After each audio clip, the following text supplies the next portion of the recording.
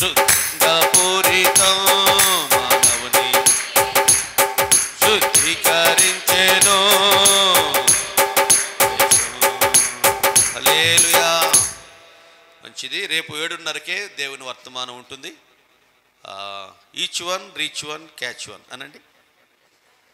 మీరు వస్తూ వస్తూ ఒక్కొక్కరిని ప్రోత్సహించి ప్రేరేపించి ఆగిపోయిన వారిని సన్నిధికి నడిపించండి. దేవుడు మీకు ప్రతిఫలం ఇస్తాడు. ఈ రాత్రికాల సమయంలో మనం ఆహ్వానించిన దైవజనులు దేవుని చేతిలో బహుబలముగా అనేక స్థలాల్లో ప్రభు వాడుకుంటున్నటువంటి ఆయన సాధనమైన అక్షయ్ గారు మనకు గంగుల చెరువు పరిచర్యలో వచ్చి ఎంతో అద్భుతమైన విలువైన సందేశాన్ని అందించారు. ఈ మొదటి రాత్రే మీరు మా మధ్య ఉండాలని నేను కోరుకున్నప్పుడు ఎంతో ఒత్తిడి పరిచర్యలు వాళ్ళకు ఉన్నాయి. ఈ పగలు కూడా ఆయన హనుమాన్ జంక్షన్లో ప్రభు పనిలో వాడబడి మన మధ్యకు వచ్చారు. అందుకని కొంచెం ఒక అర్ధగంట వర్తమానం లేట్ అయింది ఈరోజు. రేపు ముందుగానే దేవుని వాక్యంలోకి వెళతాం. అంత ఒత్తిడి పనిలో కూడా మన ఆహ్వానాన్ని మన్నించి కాదనక మరి ప్రభు పట్ల ప్రేమతో మన పట్ల అభిమానంతో ఇచ్చేసిన అభిషిక్తులైన దైవజనులకి అక్షయ్ గారికి నిండు వందనాలు తెలియజేస్తూ ఉన్నాను. మరి వారి యొక్క హృదయంలో ప్రభు ఉంచిన వర్తమానాన్ని సంఘానికి అందించాలని ప్రేమతో ఆశిస్తూ ఈ సమయాన్ని దైవజనులు అక్షయ్ గారికి అప్పగిస్తూ ఉన్నాను.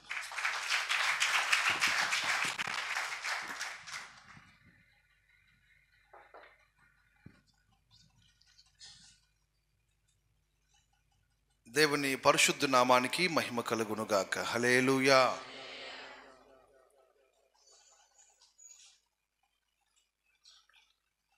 ఈ ఉపవాస ప్రార్థనల మొదటి రోజు దేవుని సన్నిధికి కూడి వచ్చిన వారందరికీ మన ప్రభు అయిన యేసుక్రీస్తు నామములో హృదయపూర్వక వందనాలు. అలాగే తండ్రి గారు అయ్య గారికి నా హృదయపూర్వక వందనాలు చెల్లిస్తూ ఉన్నాను. మరొక్కసారి వారితో కలిసి పరిచర్యలో ఉండడం నా భాగ్యం అనుకుంటున్నాను.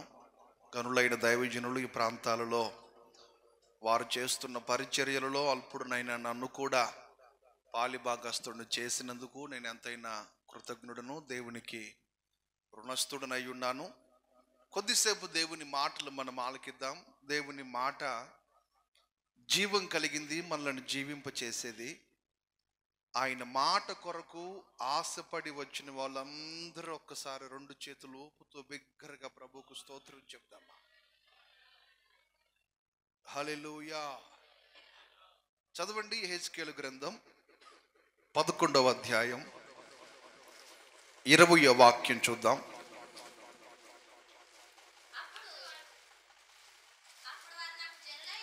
అప్పుడు వారు నాకు జనులయ్యుందురు, నేను వారికి దేవుడనై ఉందును. ఇక్కడ మీరు గమనించండి ఈ మాటని. అప్పుడు నేను వారికి దేవుడనై ఉందును, వారు నాకు జనులై ఉందురు. ఇది సాక్షాత్తు జీవము కలిగిన దేవుడు, సర్వలోకానికి సృష్టికర్త అయిన వాడు, రోషము కలిగిన వాడు, లేక తన ప్రజల పట్ల ఆసక్తి కలిగి తన ప్రజల ద్వారా ఆరాధించబడుతున్న దేవుడు ఓ రోజు ఉన్నట్లుండి తన ప్రజలను ఉద్దేశించి మాట్లాడుతూ వారికి కొన్ని హెచ్చరికలు, వారికి చెప్పవలసిన కొన్ని సంగతులు చెప్పి ఆ తరువాత నేను వారికి దేవుడినై ఉండాలి అంటే వారు ఏం చేయాలో కొన్ని విషయాలు చెప్పాడు. ఆ తర్వాత అంటాడు, అప్పుడు మాత్రమే నేను వారికి దేవుడిగా ఉంటాను, వారు నాకు ప్రజలుగా మార్చబడతారు అంటాడు యేసు. ఈ వాక్య భాగాన్ని మనం చదివినప్పుడు రెండు విషయాలు ఏంటంటే, ఒకటి ఆయన మనకు దేవుడు, మనము ఆయనకు ప్రజలము. అందరూ చెప్పండి ఒకసారి, ఆయన మనకు దేవుడు, మనము ఆయనకు ప్రజలం. ఇప్పుడు ఈ రెండు మాటలలో ఒకటి మాత్రం 100కి 100 వాస్తవం, మరొకటి ప్రశ్నార్థకం. ఏది వాస్తవం, ఏది ప్రశ్నార్థకం చెప్పండి అర్థమైన వాళ్ళు ఎవరైనా? అర్థమైందా అన్న? ఈ సౌండ్ తగ్గించారేంటి కొంచెం అన్నా? కొంచెం ఆ పిచ్చి ఎక్కువ. వినండి జాగ్రత్తగా వినండి. ఏది ప్రశ్నార్థకం, ఏది వాస్తవం చెప్పండి. ఆయన మనకు దేవుడు అనేది వాస్తవం, 100% నిజం. మనము ఆయన ప్రజలమా కాదా అనేది మాత్రం ప్రశ్నార్థకం. ఎందుకు ప్రశ్నార్థకము అంటే, ఆయన ప్రజలు ఎలా ఉండాలని ఆయన కోరుకున్నాడో ఆ విధంగా ఒకవేళ మన ఆధ్యాత్మిక జీవితాలు కానీ లేకపోతే, ఆయన కోరుకున్న విధముగా మన ఆధ్యాత్మిక విలువలు ప్రభువు చూసినప్పుడు మనలో కనబడకపోతే అది ప్రశ్నార్థకమే కదా. మీరు నా ప్రజలను ఆయన చెప్పలేడు కదా. మీకు ఇంకొక మాట కూడా చెప్తాను. మనల్ని ఎవరైనా మీరు ఆరాధిస్తున్న దేవుడు ఎవరు అని అడిగితే, మా దేవుడు యేసు ప్రభు అండి, ఆయన చాలా గొప్ప దేవుడు అని నీకు తెలిసిన సత్యం అంతా చెప్తావు యేసయ్యని గురించి.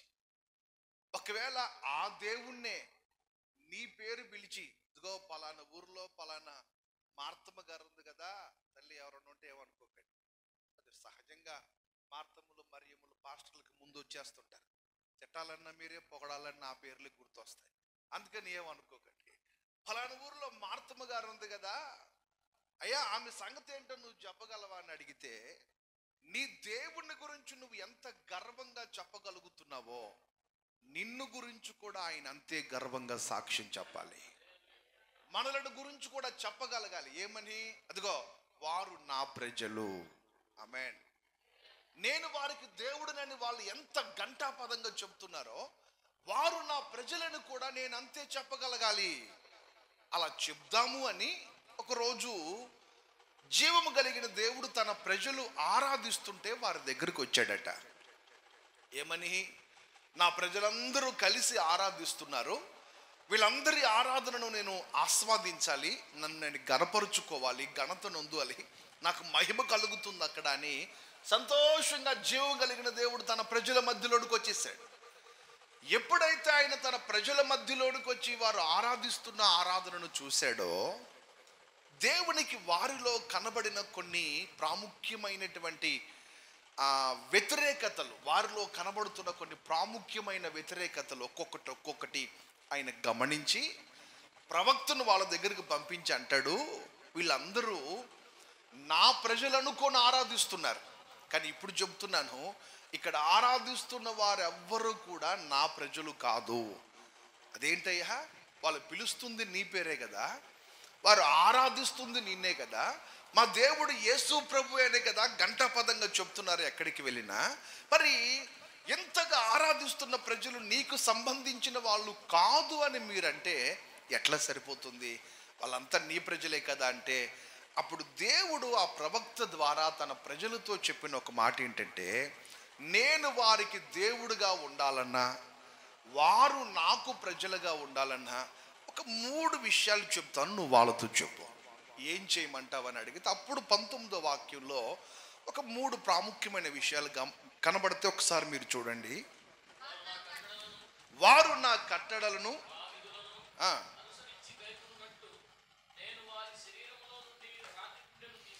వారి శరీరములో నుండి రాతి గుండెను తీసివేసి వారికి మాంసపు గుండెను ఇచ్చి వారికి ఏక మనసు కలుగు చేసి వారి యందు నూతన ఆత్మను పుట్టిస్తాను, అప్పుడు మాత్రమే వారు నాకు జనులై ఉందురు. అందరు నా వైపు చూడండి. మత్తయి సువార్తలో తర్వాత మీరు చదువుకోండి, ప్రభువా ప్రభువా అని పిలుచు వారందరూ పరలోకానికి వెళ్ళరని చెప్పాడు కదా. యేసయ్య అని పిలిచినోడు వెళ్ళడో, ప్రభు అని పిలిచిన వాళ్ళు అందరూ పరలోకానికి వెళ్ళరని యేసయ్య ఎప్పుడో చెప్పారు కదా.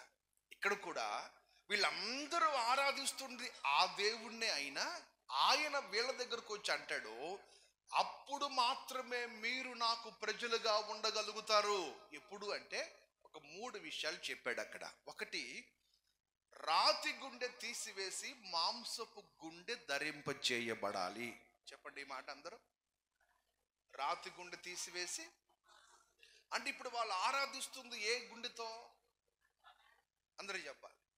ప్రార్థన చేస్తున్నది, పాట పాడుతున్నది, ఆరాధిస్తుంది రాతి గుండెతో ఆరాధిస్తున్నారు. ప్రభువుకి అది నచ్చలేదు. తర్వాత వారిలో ఏకత్వమును కలుగు చేసి ఏక మనసును కలుగు చేస్తాను అంటాడు. చెప్పండి అందరూ, వారిలో ఇప్పుడు ఏం లేదు? ఏక మనసు లేదు. అందరూ కలిసి ఆరాధిస్తున్నారు కానీ ఏ మనసు లేదు. అందరూ కలిసి ఆరాధిస్తున్నారు కానీ ఏ గుండె లేదు. మాంసపు గుండె లేదు, రాతి గుండె ఉంది. అందరూ కలిసి ఆరాధిస్తున్నారు కానీ వారి మధ్యలో నూతన ఆత్మ కలగలేదట. నూతన ఆత్మను ప్రభు చూడలేకపోయాడట. అందుకని ఆయన 3 విషయాలు చెప్తాడు. 1, మాంసపు గుండె ధరింప చేయబడాలి. 2, ఏక మనసు నీలో కలగాలి. 3, నూతన ఆత్మ పుట్టాలి. అందరూ చెప్పండి 3 మాటలు ఒకసారి. 1, మాంసపు గుండె ధరింప చేయబడాలి. చెప్పండి ఈ మాట చెప్పండి అందరు. ఇదేంటి ప్రసంగం చేయమంది, నిన్ను కదా మాతో చెప్పిస్తావా అన్నాడు. చూస్తున్నారు మీరు. కొంచెం నవ్వుతూ సంతోషంగా స్తోత్రం చెప్పండి ఒకసారి. కాస్త చేతులు ఊపుతూ చెప్పండి. చెప్పడం కూడా చాలా చక్కగా, చాలా బేసులో బ్రహ్మాండంగా చెప్తున్నారు మీరు. అట్లా కాకుండా స్వరం పిగిలేటట్లు, బయటకు వచ్చేటట్టు గట్టిగా చెప్పండి అందరూ ఒకసారి. చాలా సంతోషం. మీ దగ్గర ఉంది, చెప్పగలిగిన స్తోమత మీ దగ్గర ఉంది, కానీ దాచుకుంటున్నారు. మరి ఇంకొక 6 రోజులు ఉంది కదా, ఇంకొక 6 రోజులు ఉంది కదా, తర్వాత చూపిద్దాంలే మన తడాక అన్నట్టు దాచుకుంటున్నట్టున్నారు. ఫస్ట్ రోజు కదా అని మీరు అరవండి, కేకలు వేయండి. ఈ మందిరం దేవుని మహిమతో నింపబడబోతుంది. స్తోత్రం చెప్పండి గట్టిగా. హల్లెలూయా. ఇప్పుడు చెప్పండి. మొదటిది మాంసపు గుండె ధరింప చేయబడాలి. 2, ఏక మనసు పుట్టాలి. 3వది నూతన ఆత్మ పుట్టాలి. ఈ 3 విషయాలు క్లుప్తంగా నేను వివరించి ముగిస్తాను. ఈ 3 జరిగితేనే మనము ఆయనకు ప్రజలమని దేవుడు సాక్ష్యం ఇవ్వగలుగుతాడు. మన దేవుని గురించి మనం ధైర్యంగా చెప్తున్నాం కదా, అట్లాగే మనలను గురించి కూడా మన తండ్రి సాక్ష్యం ఇచ్చునుగాక. ఏమండి, మన దేవుడు మనల గురించి అంత ధైర్యంగా చెప్పలేడా అంటే చెప్పలేకపోతున్నాడు. ఎందుకు చెప్పలేకపోతున్నాడంటే, నువ్వు గంటల తరబడి ప్రార్థన చేస్తున్నా నీలో ఏం చూడలేదు ఆయన? మాంసపు గుండెను చూడలేదు. గంటల తరబడి ఆరాధిస్తున్నా ఏక మనసు చూడలేకపోయాడు. గంటల తరబడి దేవుని వాక్యాన్ని ధ్యానిస్తూ ఉన్నా నీలో నూతన ఆత్మను ప్రభువు చూడలేకపోయాడు. ఈ ఉపవాస ప్రార్థనలలో వీటిని సమృద్ధిగా నా దేవుడు మీ మీద కుమ్మరించునుగాక. సంఘము మాంసపు హృదయము కలిగిన సంఘముగా మార్పు చెందునుగాక. ఏక మనసు కలిగిన సంఘముగా మార్పు చెందునుగాక. నూతన ఆత్మ కలిగిన సంఘముగా మార్పు చెందునుగాక. అప్పుడు మాత్రమే మనము ఆయనకు జనులము. ఇది అర్థం కావడానికి ఇంకొక మాట చెప్తాను, చెప్పి నేను ముందుకు వెళతాను. ఆ మధ్య ఒక తల్లి తన కుమారుని గురించి చెప్పిన మాట. ఆయన ఇప్పుడు గొప్ప దైవజనుడు. ఆ దైవజనుడు సాక్ష్యం చెప్తూ వాళ్ళ అమ్మగారు ఒకప్పుడు ఎట్లా ఉంది, ఆయన్ని ఎట్లా చూసింది అనేది చెప్తూ, విచ్చలవిడిగా యవ్వన ప్రాయంలో లోకానికి బానిస అయిపోయి లోక నటనలో బ్రతుకుతున్నప్పుడు, విచ్చలవిడి వ్యసనాలకు బానిస బ్రతుకుతున్నప్పుడు, తన సొంత ఊరిలో కూడా ఇంట్లో ఉండనివ్వకుండా తల్లిదండ్రులు తరిమేస్తే ఆ ఊరిలోనే ఒక రూమ్ తీసుకొని ఉంటే వాళ్ళిద్దరు మంచి స్థితిలో, టీచర్స్ ఇద్దరు, వాళ్ళిద్దరు మంచి స్థితిలో ఆ తల్లిదండ్రులు ఇద్దరు ఉంటే ఈయనకి లేని వ్యసనాలు, అన్ని వ్యసనాలు వెళ్ళేటప్పుడు ఎవరన్నా అబ్బాయి అంటే వాడు నా కొడుకు కాదు చచ్చాడు అని చెప్పేదట. ఆమె పబ్లిక్లో గట్టిగా అరిసేదట, నా కొడుకు కాదు, నా కొడుకు లేడు, నా కొడుకు చచ్చిపోయాడు. ఆయన సాక్ష్యం చెబుతూ బోరుని ఏడుస్తాడు. ఇప్పటికీ చాలా చోట్ల నేను ఆయన ఆ పరిచర్యలో పాలు పొందుతున్నప్పుడు వినేవాడిని. ఎందుకు ఈ మాట చెబుతున్నానంటే, కన్న తల్లి తండ్రి కూడా కన్న పిల్లలను నా పిల్లలు కాదని చెప్పడానికి కూడా వెనకాడడం లేదు. ఎందుకని? వాళ్ళ ప్రవర్తనను బట్టి, వాళ్ళ స్థితిని బట్టి. వీడు నా కొడుకని చెప్పుకోవడానికి అమ్మా నాన్నకి సిగ్గు అనిపిస్తుంది, వీరు నా పిల్లలని చెప్పుకోవడానికి తల్లిదండ్రులు సందేహిస్తున్నారు. మరి మనమే అంత సందేహిస్తే మన కొరకు రక్తం చిందించిన దేవునికి ఇంకెంత సందేహం కలుగుతుంది నువ్వు ఆరాధిస్తున్నప్పుడు? అందుకే నేనేమంటానంటే, నిన్ను చూసినప్పుడు వీరు నా పిల్లలని మన దేవుడే సాక్ష్యం ఇవ్వగలగాలి, మన దేవుడే మన గురించి చెప్పగలగాలి. ఆ ఉన్నత ఆధ్యాత్మిక విలువలు దేవుని సంఘములో నా దేవుడు కుమ్మరించబోతున్నాడు. ఈ 3 విషయాలు క్లుప్తంగా చెప్పి ముగిస్తాను. మొదటిది, రాతి గుండె తీసివేసి మాంసపు గుండె ధరింప చేయబడాలి. ఏమండి, రాతి గుండెకు మాంసపు గుండెకు వ్యత్యాసం ఏంటి? అసలు రాతి గుండె కలిగిన వాని ఆరాధన, మాంసపు గుండె కలిగిన వాని ఆరాధన, ఈ రెండింటికి ఉన్న వ్యత్యాసం ఏంటి అంటే, దీని గురించి మనం బుర్ర బదులు కొట్టుకొని థియాలజీ ఫిలాసఫీ చేయాల్సిన అక్కర్లేదు. సింపుల్గా ఒక్క మాట చెప్పాలంటే, రాతి గుండె కలిగిన వాడు త్వరగా లోబడడు, మాంసపు గుండె కలిగిన వాడు దేవుని మాటకు త్వరగా లోబడతాడు. ఇక దీని గురించి పెద్ద డీటెయిల్డ్గా అనాలిసిస్ చేయాల్సిన అక్కర్లేదు. చాలా సింపుల్గా చెప్పాలంటే, మాంసపు గుండె కలిగిన వాడు త్వరగా లోబడతాడు, తొందరగా దేవుని వాక్యానికి స్పందించగలుగుతాడు. దేవుడు తనను హెచ్చరిస్తున్నప్పుడు ఆ మాటకు విధేయత చూపడానికి ఇష్టపడతాడు మాంసపు గుండె కలిగిన వాడు. రాతి గుండె కలిగిన వాడు అలా దేవుని మాటకు లోబడ్డానికి పెద్దగా ఇష్టపడడు. మీకు ఒక మాట కూడా చెప్తాను, ఎందుకు హృదయ మార్పిడి ఎందుకు జరగాలి అంటే, ఆ మధ్య ఒక దొరగారట మన భారతదేశానికి వచ్చి పంది ఉంది చూడండి, పంది, ఆ పందిని శుభ్రంగా స్నానం చేయించి దానికి కమ్మలు పెట్టి దానికి మెల్లో ఒక గొలుసేసి, మనం మంచి మంచి గేదెలు ఉన్న వాళ్ళు రేకులు షెడ్ వేసి ఫ్యాన్లు గిల్లు పెడతారు కదా దోమలు రాకుండా, అట్లా ఆ పందికి అన్ని రకాల వసతులు ఏర్పాటు చేసి దాన్ని శుభ్రంగా పెంచుకుంటూ ప్రతిరోజు దాన్ని పట్టుకొని గొలుసు తీసుకొని వెళ్ళేవాడట రోడ్డు మీదకి. అది తలకాయ దించుకొని వెళ్తుంటే ఈయన అనుకున్నాడు దానికి విధేయతని. ఈయనకి తెలియని సంగతి ఏంటంటే దాని మెడ పైకి లేవదని, ఈయనకి తెలిసి సావదు. అది కిందకి దించుకుంటే విధేయత అనుకున్నాడు పాపం. అట్లా తీసుకొని వెళ్తుంటే ఇది ఆయన వెనక అట్లా వెళుతూ ఉండేది, వస్తూ ఉండేది. ఒకరోజు కొంచెం ఊరి చివరికి వెళ్ళేసరికి ఆ రోడ్డు ప్రక్కన దాని పాత స్థలం, పాత స్నేహితులు కనపడ్డారు. ఏమిటది? బురదగుంట. ఆ బురదగుంటలో మిగతా పందులు ఉన్నాయి. ఇది చూసింది ఇట్లా చూసుకుంటే వెళ్ళి ఒక్కసారి వాటిని చూసి ఈ దొరగారి చేతిలో నుంచి గట్టిగా ఎదిలించుకొని వెళ్ళిపోయి బురదలో బొరలాడుతుంది.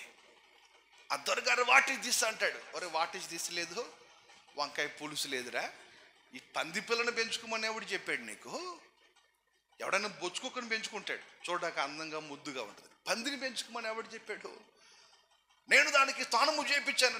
నువ్వు స్నానం చేయించిన, పౌడర్ కొట్టిన, కమ్మలు పెట్టిన పంది చెప్పరేటి? పందే, మరి ఏం చేయాలి నేను అంటాడు. నన్ను ఇడిచిపెట్టి బురదలోకి వెళ్ళిపోయింది, ఏం చేయాలంటే ఎవరో అయ్యగారు లాంటి, తండ్రి గారు లాంటి ఒక సేవకుడు చెప్పాడట, ఒరే బాబు, నువ్వు స్నానం మాత్రం చేయించావు, దాని హృదయ మార్పిడి చేయలేకపోయావు. పైన ఆకారం శుభ్రం చేసావు, కానీ లోపల హృదయంలో మార్పును కలుగ చేయలేకపోయావు. కనుక దాని హృదయంలో మార్పు రానంత వరకు విడిచి వచ్చిన వాటి వైపు అది పరిగెత్తుకుంటూ వెళ్ళిపోతూనే ఉంటుంది. అందుకని క్రైస్తవ్య జీవితంలో ఖచ్చితంగా అంతరంగ మార్పు అవసరమయ్యింది. నమ్మితే స్తోత్రం చెప్పండి. అప్పుడప్పుడు ఈ ఉపవాస ప్రార్థనలు దేవుని సంఘానికి ఎందుకు అవసరం, ఈ ఉద్యమ కూటాలు ఎందుకు దేవుని సంఘానికి అవసరం అంటే, అప్పుడప్పుడు మనం పైన స్నానం చేస్తాం, అంతరంగ శుద్ధి కడుక్కోవడానికి ఎవరు పెద్దగా ఇష్టపడరు. ఈ ఉపవాస ప్రార్థనలు నిన్ను అంతరంగికంగా శుద్ధి చేయబోతూ ఉన్నాయి, నీ హృదయంలో మార్పును కలుగు చేయబోతూ ఉన్నాయి. వాళ్ళు చెప్పారట, నువ్వు దానికి పైన స్నానం చేయించావు కానీ హృదయంలో మార్పును, గుండె మార్చలేకపోయావు. మీకు అర్థమైంది అనుకుంటున్నాను. ఎందుకు నీ హృదయ మార్పిడి ఎందుకు జరగాలి, ఎందుకు రాతి గుండె తీసివేసి ఎందుకు మాంసపు గుండె ధరింప చేయబడాలంటే, మాంసపు గుండె కలిగిన వాడు లోబడినంత త్వరగా రాతి గుండె కలిగిన వాడు లోబడడు దేవుని వాక్యానికి. దీని గురించి మనం పెద్దగా ఆలోచించాల్సిన అక్కర్లేదు. ఇప్పుడు ఈ మాటను బట్టి ఒకసారి నీ వ్యక్తిగత జీవితంలోనికి నువ్వు తొంగి చూసుకున్నావు అనుకో, నువ్వు ఏ గుండెతో ఉన్నావో నీకే అర్థమవుతా లేదా? ఏంటి ఇట్లాంటి మాటలు చెప్పరేంటి? అల్లుడు చెప్పమంటేనేమో ఏం ఖర్చు లేని పని కదని గట్టి గరుస్తున్నారు. మిమ్మల్ని అడిగే మాటలు ఏదన్నా ఉంటే మీ దగ్గరికి వచ్చేసరికి మాత్రం ఏం ఎరగనట్లు, అంతేలా చేసేదేముంది ఇంకా అన్నట్టు చూస్తున్నారు. నన్ను స్తోత్రం చెప్పు, హల్లెలూయా చెప్పండి, హల్లెలూయా. ఏమండి, ఇప్పుడు ఈ మాటను బట్టి నీలో నువ్వు తొంగి చూసుకున్నావు అనుకో, మనం ఏ గుండెతో ఉన్నామో మనకు అర్థం కాదా? ఖచ్చితంగా అర్థమవుతుంది. ఈ రోజున దేవుని సంఘంలో ప్రభు నీ దగ్గర, నా దగ్గర కోరుకున్నది మాంసపు హృదయము ధరింప చేయబడునుగాక. స్తోత్రం చెప్పు గట్టిగా. రాతి గుండె కలిగిన వాడు ఎట్లా ఉంటాడో చెప్తాను. ఆ మధ్య ఒక పాస్టర్ గారు చెప్తుంటే విన్నాను. ఒక చెరువులో నీళ్ళు ఎండిపోయినాయట, ఎండిపోవడానికి దగ్గరికి వచ్చాయి, రోజు తగ్గిపోతున్నాయి. మరలా వేసవకాలం అంతా నీళ్ళు ఉండవు కదా అని ఆ ఊర్లో ఉన్న తల్లులందరూ కలిసి పెద్ద పెద్ద బెడ్షీట్లు అవి తీసుకొని ఉతుకుదాం చెరువు దగ్గర అని తీసుకెళ్ళి ఆ చెరువు దగ్గర బండ మీద ఉతుక్కుంటారు. రోజు ఆ బండ మీద పెట్టి ఉతుక్కుంటున్నారు. ఆ బండ కింద కొన్ని కప్పలు చేరినాయట. కప్పలో ఆ కప్పల్లో కొన్నేమో సీనియర్ కప్పలు ఉన్నాయి, కొన్నేమో అప్పుడే కొత్తగా పుట్టి అప్పుడే కొత్తగా బండ కిందకి వచ్చినాయి ఉన్నాయి. వీళ్ళు దుప్పట్లు తీసుకొని ఉతుకుతుంటే ఆ శబ్దానికి కొత్తగా వచ్చిన కప్పలు కంగారు పడిపోతున్నాయి. అబ్బో ఏదో ప్రళయం వచ్చేసింది, అర్జెంటుగా మనం తప్పించుకొని బయటికి వెళ్ళిపోవాలి. అంతకుముందు నుంచి ఉన్న సీనియర్ కప్పలన్నీ చూడు అవి అంటయట ఒక గంట సేపు బాదుకొని వారి దారిన వాళ్ళు వెళ్ళిపోతారు. గంట తర్వాత మరలా రిపీట్ అయిందాక మన జోలికి ఎవడు రాడు. అందుకని గంట సేపు చెవులు మూసుకో. మీకు అర్థమైందా? అర్థమైందా? నిజంగా చెప్పండి, అర్థమైందా లేదా? మీకు అర్థమైంది కానీ నోరు తెరవరు. స్తోత్రం చెప్పండి హల్లెలూయా. ఈ కొత్త కప్పులు బెదిరిపోతున్నాయి. దేవుని వాక్యం ప్రకటిస్తున్నప్పుడు కొంతమంది హృదయాలు కదిలించబడి పశ్చాత్తాపంతో ప్రార్థన చేసుకుంటుంటే ఈ పక్కన కొంతమంది ముదురు కప్పలు ఉంటాయి. ఏమనుకోకండి, నా భాష కఠినంగా ఉన్నా సరే దేవునికి స్తోత్రం. కొన్ని ముదురు కప్పలు ఉంటాయి. ఆ ముదురు కప్పలు ఏమంటే తెలుసా? అంత అక్కర్లా. ఏంటిది? ఏంటి అక్కర్లేదంతా? భక్తి అంత చేయనక్కర్లా. మేము ఎప్పటి నుంచో నువ్వు పుట్టక ముందు నుంచి భక్తి చేస్తానే అంత అక్కర్లేదమ్మా, కొంచెం తగ్గించుకో. అదేంటండి? దేవుని వాక్యం నాతో మాట్లాడింది కదా, హృదయం సరిచేసుకోమంది కదా, నా అంతరంగ పాపాన్ని కడుక్కోమని చెబుతుంది. ఆ కడిగింది సాగలేరా, ఓరు మూసుకొని కూర్చోరా, నేను చెప్పినప్పుడు కడుక్కుందో. ఈ ముదురు కప్పలు ఈ వెళ్ళనివో పొరపాటున. వీటికి తెలిసిన సత్యం ఏంటంటే ఆ గంట సేపు బాదుకొని వాళ్ళ దారిన నిరసించారేంటి, వాళ్ళ దారిన వాళ్ళు వెళ్ళిపోతారు. ఈ ఉపవాస ప్రార్థనలు అంతకాలం ఈ 6 రోజులు లేకపోతే 7 రోజులు బాగుతారు, లేక ఆదివారం పూట బాగుతారు. మళ్ళీ ఆదివారం దాకా మన జోలికి రారు. కాబట్టి ఈ గంట సేపు చెవులు మూసుకుంటే సరిపోను. మీకు అర్థమైందా? రాతి గుండె కలిగిన వాళ్ళు ఎట్లా ఉంటారో. రాతి గుండె కలిగిన వాడికి నువ్వు ఎన్ని కోణాలలో దేవుని వాక్యం ద్వారా హెచ్చరించబడుతున్న మార్పు రాదు. మేమంతా విన్న కథలే కదా, మాకు తెలియని సంగతులు ఏమున్నాయి? నేను ఆ మధ్య ఇట్లాగే ఒక సంఘానికి వెళ్ళి వాక్యం చెప్తుంటే ఒక తల్లి అంటుంది, నువ్వు పుట్టక ముందు నుంచి నేను ఇక్కడ విశ్వాసనే. నిజమే, నేను పుట్టక ముందు నుంచి నువ్వు విశ్వాసవే. కానీ నీ ముందు నేను పుట్టినా, నీ తర్వాత నేను పుట్టినా, మనతో మాట్లాడుతున్నవాడు దేవుడు కదా. మనం ఎంత పెద్ద వయస్కులమైనా ఎంత చిన్న వయస్కులమైనా దేవుని మాట ఎదుట అందరూ సమానమే. ఆయనకు పెద్ద చిన్న భేదము లేదు. దేవుని వాక్యం చిన్నపిల్లల బైబిల్, పెద్దోళ్ళ బైబిల్ ఒకటి ఉందా? చెప్పరేంటి? చిన్నపిల్లలకు ఒక వాక్యం, పెద్దోళ్ళకు ఒక వాక్యం ఉందా? సీనియర్ విశ్వాసులకు ఒకటి, జూనియర్ విశ్వాసులకు ఒక మాట లేదు. అందరికీ ఒకే మాట, అందరికీ ఒకే హెచ్చరిక, అందరికీ ఒకటే వాగ్దానం. నా ప్రియ దేవుని సంఘమా, ఒకవేళ మనం రాతి గుండె కలిగిన స్వభావమే మనలో ఉంటే ఈ రాత్రి ప్రభు ఎదుట మనలను మనం ఆయనకు సమర్పించుకుందాము గాక. మరి మాంసపు గుండె కలిగిన వాడు ఎట్లా ఉంటాడో చెప్తాను. ఒకరోజు దైవజనుడు పౌలు ఒక సంఘానికి ఉత్తరం రాస్తాడు. ఆ ఉత్తరం రాస్తున్నప్పుడు సంఘంతో అంటాడు, నేను ఒక పాప నియమానికి లోబడిపోయాను అంటాడు. చెప్పండి అందరూ ఒకసారి ఈ మాట. ఒక పాప నియమమునకు నేను లోబడ్డాను. మన వాడుక భాషలో చెప్పాలి అంటే నాలో నాకు తెలియకుండా ఏదో ఒక పాపం పనిచేస్తుంది అని రాశాడు ఉత్తరం. సంఘమంతా ఆశ్చర్యపోయారు. ఇదేమిటండి, పాస్టర్ గారు పైనుంచి కింద దాకా తెల్ల బట్టలు వేసుకొని మెరిసిపోతున్నాడు, నోరు తెరిస్తే పరిశుద్ధత అంటాడు. ఆయన చేస్తున్న ప్రసంగాలు వింటే ఎవరికైనా ఒంట్లో వణుకు పడుతుంది ఆయన చెబుతున్న మాటలు వింటే దైవ భయముతో.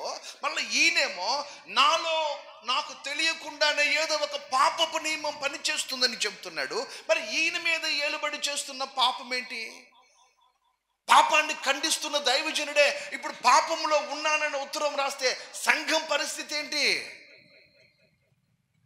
వాటన్నిటిని సంఘం ఆలోచించుంటుందా? ఖచ్చితంగా ఆలోచించుంటుంది. ఒకరోజు నేను ఉపవసించి ప్రార్థన చేసుకుంటున్నప్పుడు నాకు తెలియకుండా నా నోట ఆ మాటలు పలుకుతున్నాను. నేను అయ్యో నేను ఎంత దౌర్భాగ్యుడినో. వెంటనే పరిశుద్ధ గ్రంథం తీసి ఆ మాటలు చదువుతున్నప్పుడు పరిశుద్ధాత్ముడు ఆ రోజు నాకు బోధించిన ఒక సంగతి నేను మీకు చెప్పి ముందుకు వెళ్తాను. ఒకసారి మీరు చూడండి ఆ మాటను ఒకసారి. రోమా 7వ అధ్యాయం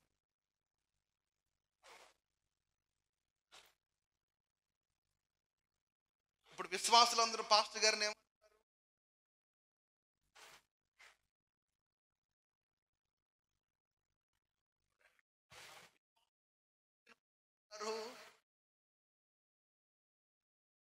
అంటున్నారా? మీరు పరిశుద్ధులండి అంటున్నారు.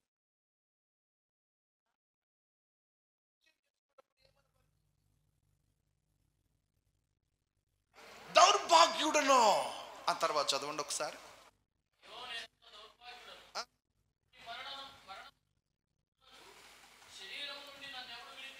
ఇట్టి మరణమునకు లోనగు శరీరము నుండి నన్ను ఎవడు విడిపించును?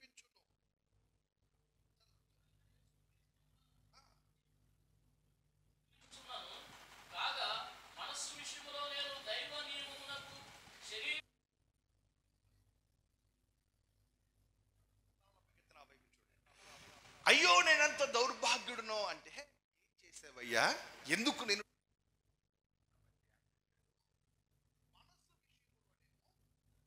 దైవ నియమమునకు లోబడి బ్రతుకుతున్నాను, శరీర విషయములోనేమో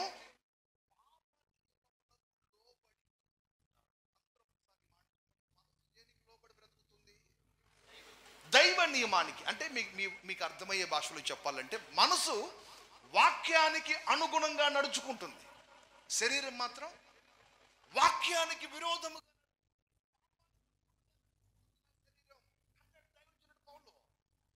ఒకవేళ ఈ మాట ఆ పౌలే పాపం చేశాడండి అంటాడు తెలియనోడు. ఆ మాటలో వ్రాయబడిన ఆంతర్యం అదే కదా.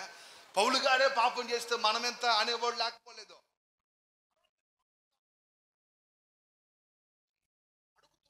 నేను ప్రభు సన్నిధిలో ప్రార్థన చేస్తే పరిశుద్ధాత్ముడు నాకు తెలియజేసిన ఒక సత్యం ఏంటో తెలుసా? వరే బాబు పిచ్చోడా, నేనెంత దౌర్భాగ్యుడునో, నా శరీరం పాప నియమానికి లోబడి బ్రతుకుతుందని దైవజనుడు పౌలు వాపోతున్నాడు, దుఃఖపడుతున్నాడు. అంటే అతను నువ్వు అనుకున్నట్లు వ్యభిచారి కాదు, దొంగ కాదు, నరహంతకుడు కాదు, మోసగాడు కాదు, లేక పౌలేమి వాక్య వ్యతిరేకి కాదు.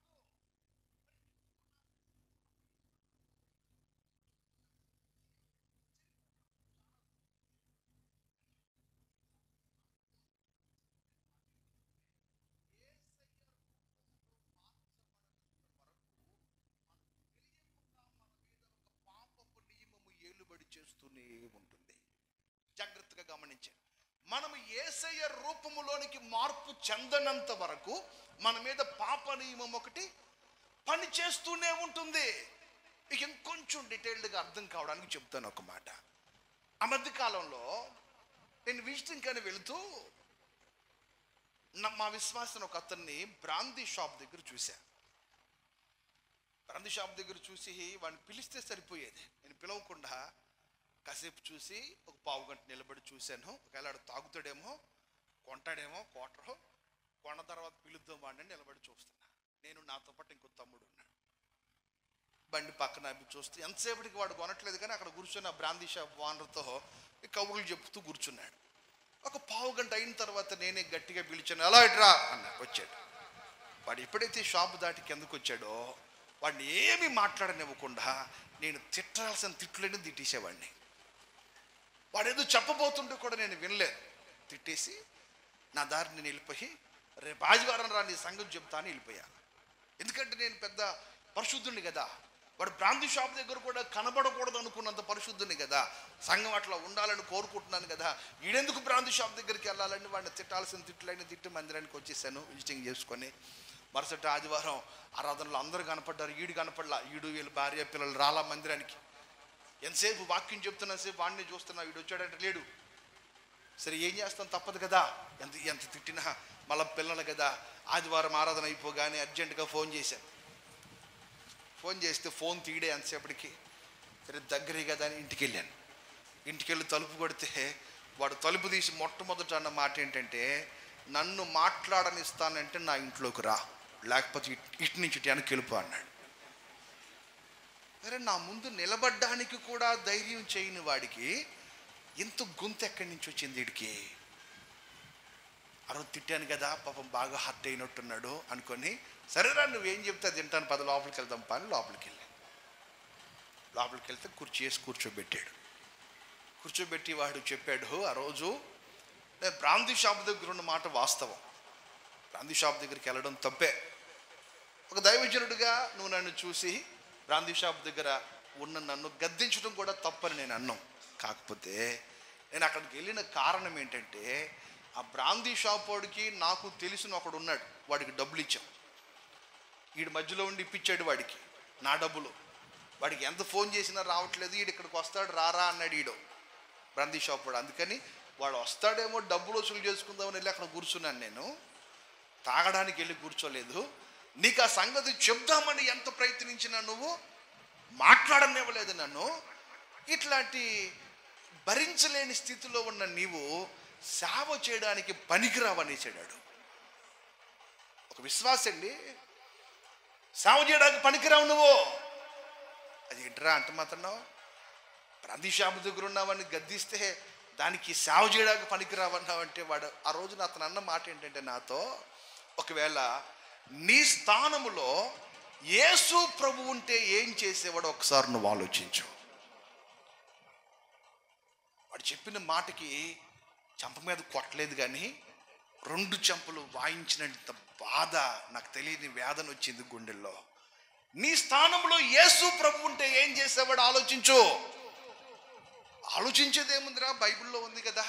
వ్యభిచారముతో పట్టుబడిన స్త్రీని యేసు దగ్గరకు తీసుకొస్తే కూడా ఏమన్నాడు ఆయన, అమ్మా నిన్ను ఎవ్వరు ఏమీ చేయరు, ఇక మీదట పాపము చేయకు వెళ్ళు. వాస్తవానికి రాయి తీసుకొని చంపండి రా పాపము లేనివాడని చెప్పిన యేసయ్యకి ఆమెను చంపే అధికారం ఆయనకు ఒక్కడికే ఉంది. కానీ యేసు ప్రభువు కూడా ఆమెను చంపడానికి ధైర్యం చేయలేదు. ఒకసారి ఇంటికి వచ్చి సంగతులన్నీ ఆలోచిస్తున్నప్పుడు నిజమే కదా, ఒకవేళ నా స్థానంలో యేసయ్య ఉంటే ఏం చేసేవాడు. అలాగే ఒకరోజు దైవజనుడు పౌలు కూడా ఈయన సంఘాన్ని పాడు చేస్తున్నప్పుడు దేవుని కొరకు విస్తారంగా వాడబడుతున్న దైవజనుడు పేతురు గారు బలంగా వాడబడుతున్న రోజుల్లో ఈయన సంఘాన్ని పాడు చేశాడు. అలాంటి పేతురు ఒకరోజు అన్ని జనులతో కూర్చొని భోంచేస్తున్నప్పుడు ఈయన వెళ్ళట, వాళ్ళందరి ఎదుట నేను కేఫాను ఎదిరించి తిని చాలా ఘనంగా చెప్తాడు. కానీ వాస్తవానికి ఆ పౌలు స్థానంలో యేసయ్య ఉంటే ఏం చేసేవాడు. మీకు అర్థమవుతుందన్నమాట. ఒక దైవజనుడు ఎప్పుడు ఆలోచించుకోవాల్సింది. ఆ రోజున ఆ యవనస్తుడు చెప్పిన, చాలా చిన్నోడు, పిల్లహి, 2 చిన్న పిల్లలు, వాడు చెప్పిన ఆ మాట ఇప్పటికీ నా మనసులో మెదులుతుంటుంది. ఏంటంటే నిజమే కదా, నేను ఎవరిని చూసినా నా స్థానంలో యేసయ్య ఉంటే ఎలా చూసేవాడు. స్తోత్రం చెప్పండి ఒకసారి, గట్టిగా చెప్పండి హల్లెలూయా. నీ మాటలో యేసయ్య మాట కనబడలేదు నాకు అంటాడు వాడు. యేసయ్య లాంటి భరించే మనసు నీకు లేనప్పుడు నువ్వు సేవకి ఎందుకు పనికొస్తావు? యేసు ప్రభులాగా ప్రేమించే మనసు లేనప్పుడు నువ్వు సేవకి ఎందుకు పనికొస్తావన్నా ఒక విశ్వాసి చెప్పింది వినే స్థితిలో నువ్వు లేకపోతే అంటే నాకు చాలా ఆశ్చర్యం అనిపించింది. ఈరోజు నేను మీకు చెప్పాలనుకున్న మాట ఏంటంటే, దైవజనుడు పౌలు అన్నట్లు నా మీద పాప నియమం ఒకటి పనిచేస్తుంది అంటే అతగాడికి మనస్సాక్షి పనిచేస్తుంది కనుక, ఆయనలో ఉన్నది మాంసపు గుండె కనుక ప్రతి చిన్న విషయాన్ని బట్టి ప్రభు ఎదుట పశ్చాత్తాపపడగలుగుతున్నాడు. స్తోత్రం చెప్పండి. మనమేం చేస్తామో తెలుసా, ఇది కూడా తప్పేనా? చెప్పండి ఈ మాట అందరూ ఒకసారి. మీరు వాడతారు బాగా, నేను చెప్పమన్నప్పుడు చెప్పరు. ఈ మాట చెప్పండి, నేను చెప్పిన మాట ఇది కూడా గట్టిగా గట్టిగా చెప్పండి, ఇది కూడా తప్పేనండి.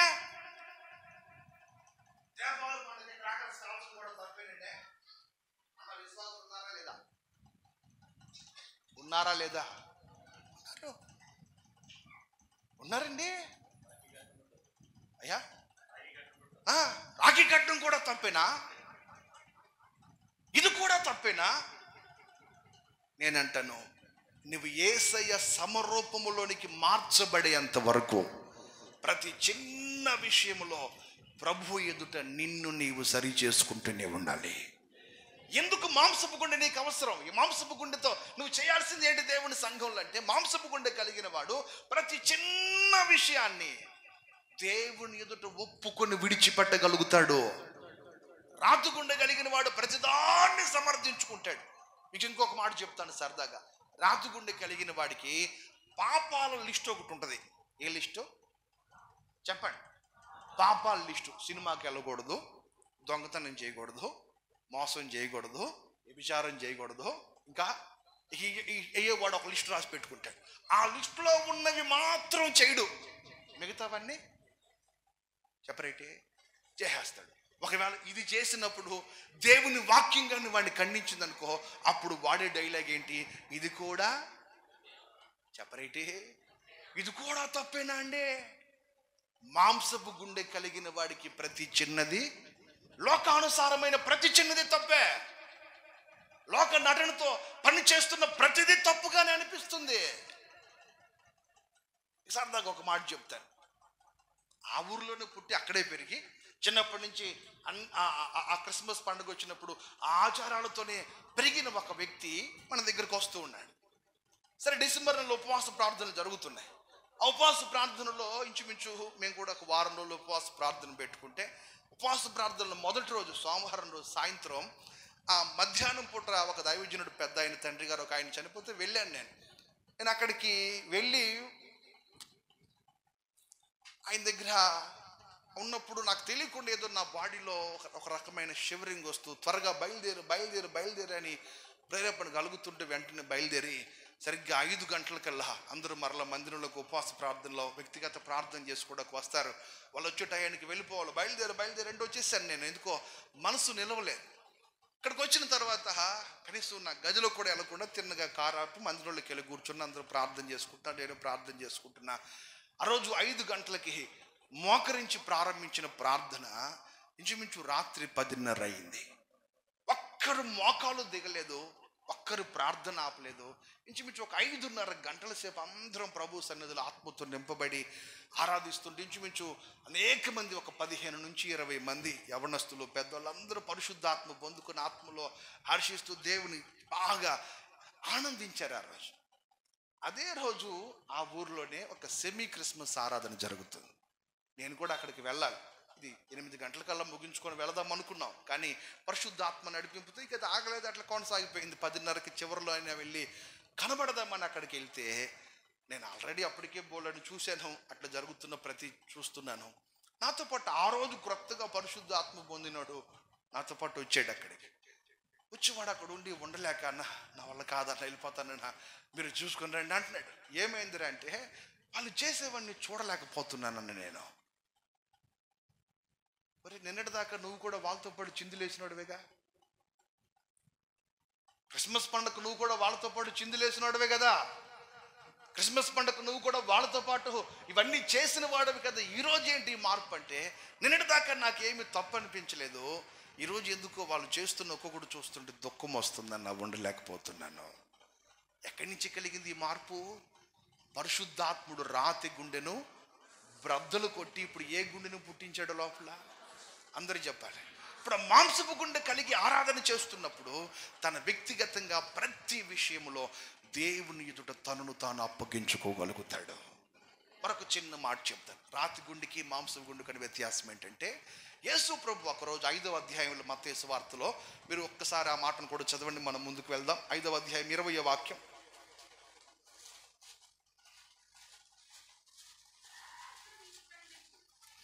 శాస్త్రుల నీతి కంటెను పరిసయ్యుల నీతి కంటెను మీ నీతి అధికము కాని ఎడల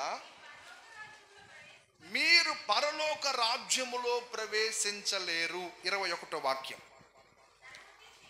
నరహత్య చేయొద్దు, నరహత్య చేయువాడు విమర్శకు లోనగునని మీ పూర్వీకులతో చెప్పబడిన మాట మీరు విన్నారు కదా. నేను మీతో చెప్పునదేమనగా, చదవండి తల్లి. తన సహోదరుని చూచి కోపపడు ప్రతివాడు విమర్శకు లోనగును, తన సహోదరుని చూచి వ్యర్థుడా అని చెప్పువాడు మహాసభకు లోనగును, ద్రోహి అని చెప్పువాడు నరకాగ్నికి లోబడును. అందరు నా వైపు చూడండి.